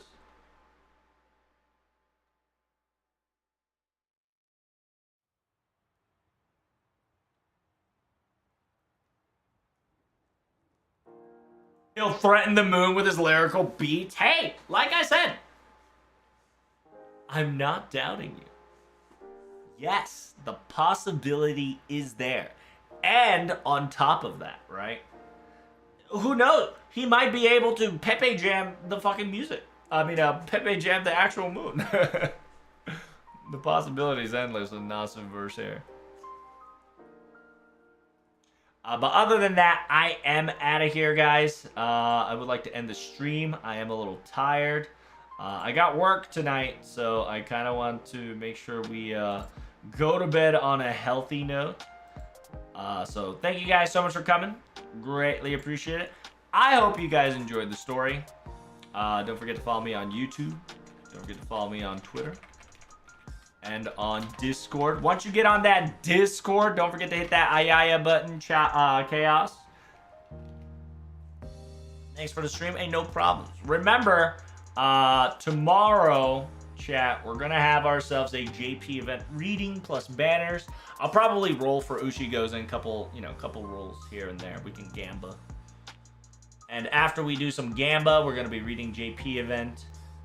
And then on Wednesday, we do have a Big Dick Theory Wednesday. That'll involve Ordeal Call and above spoilers. And we're going to be talking about the possibility of Beast 5. So look forward to that. And then on Friday, we will have a Bioshock series. So look forward to it. Thank you guys so much for coming. I will see you all tomorrow. Peace.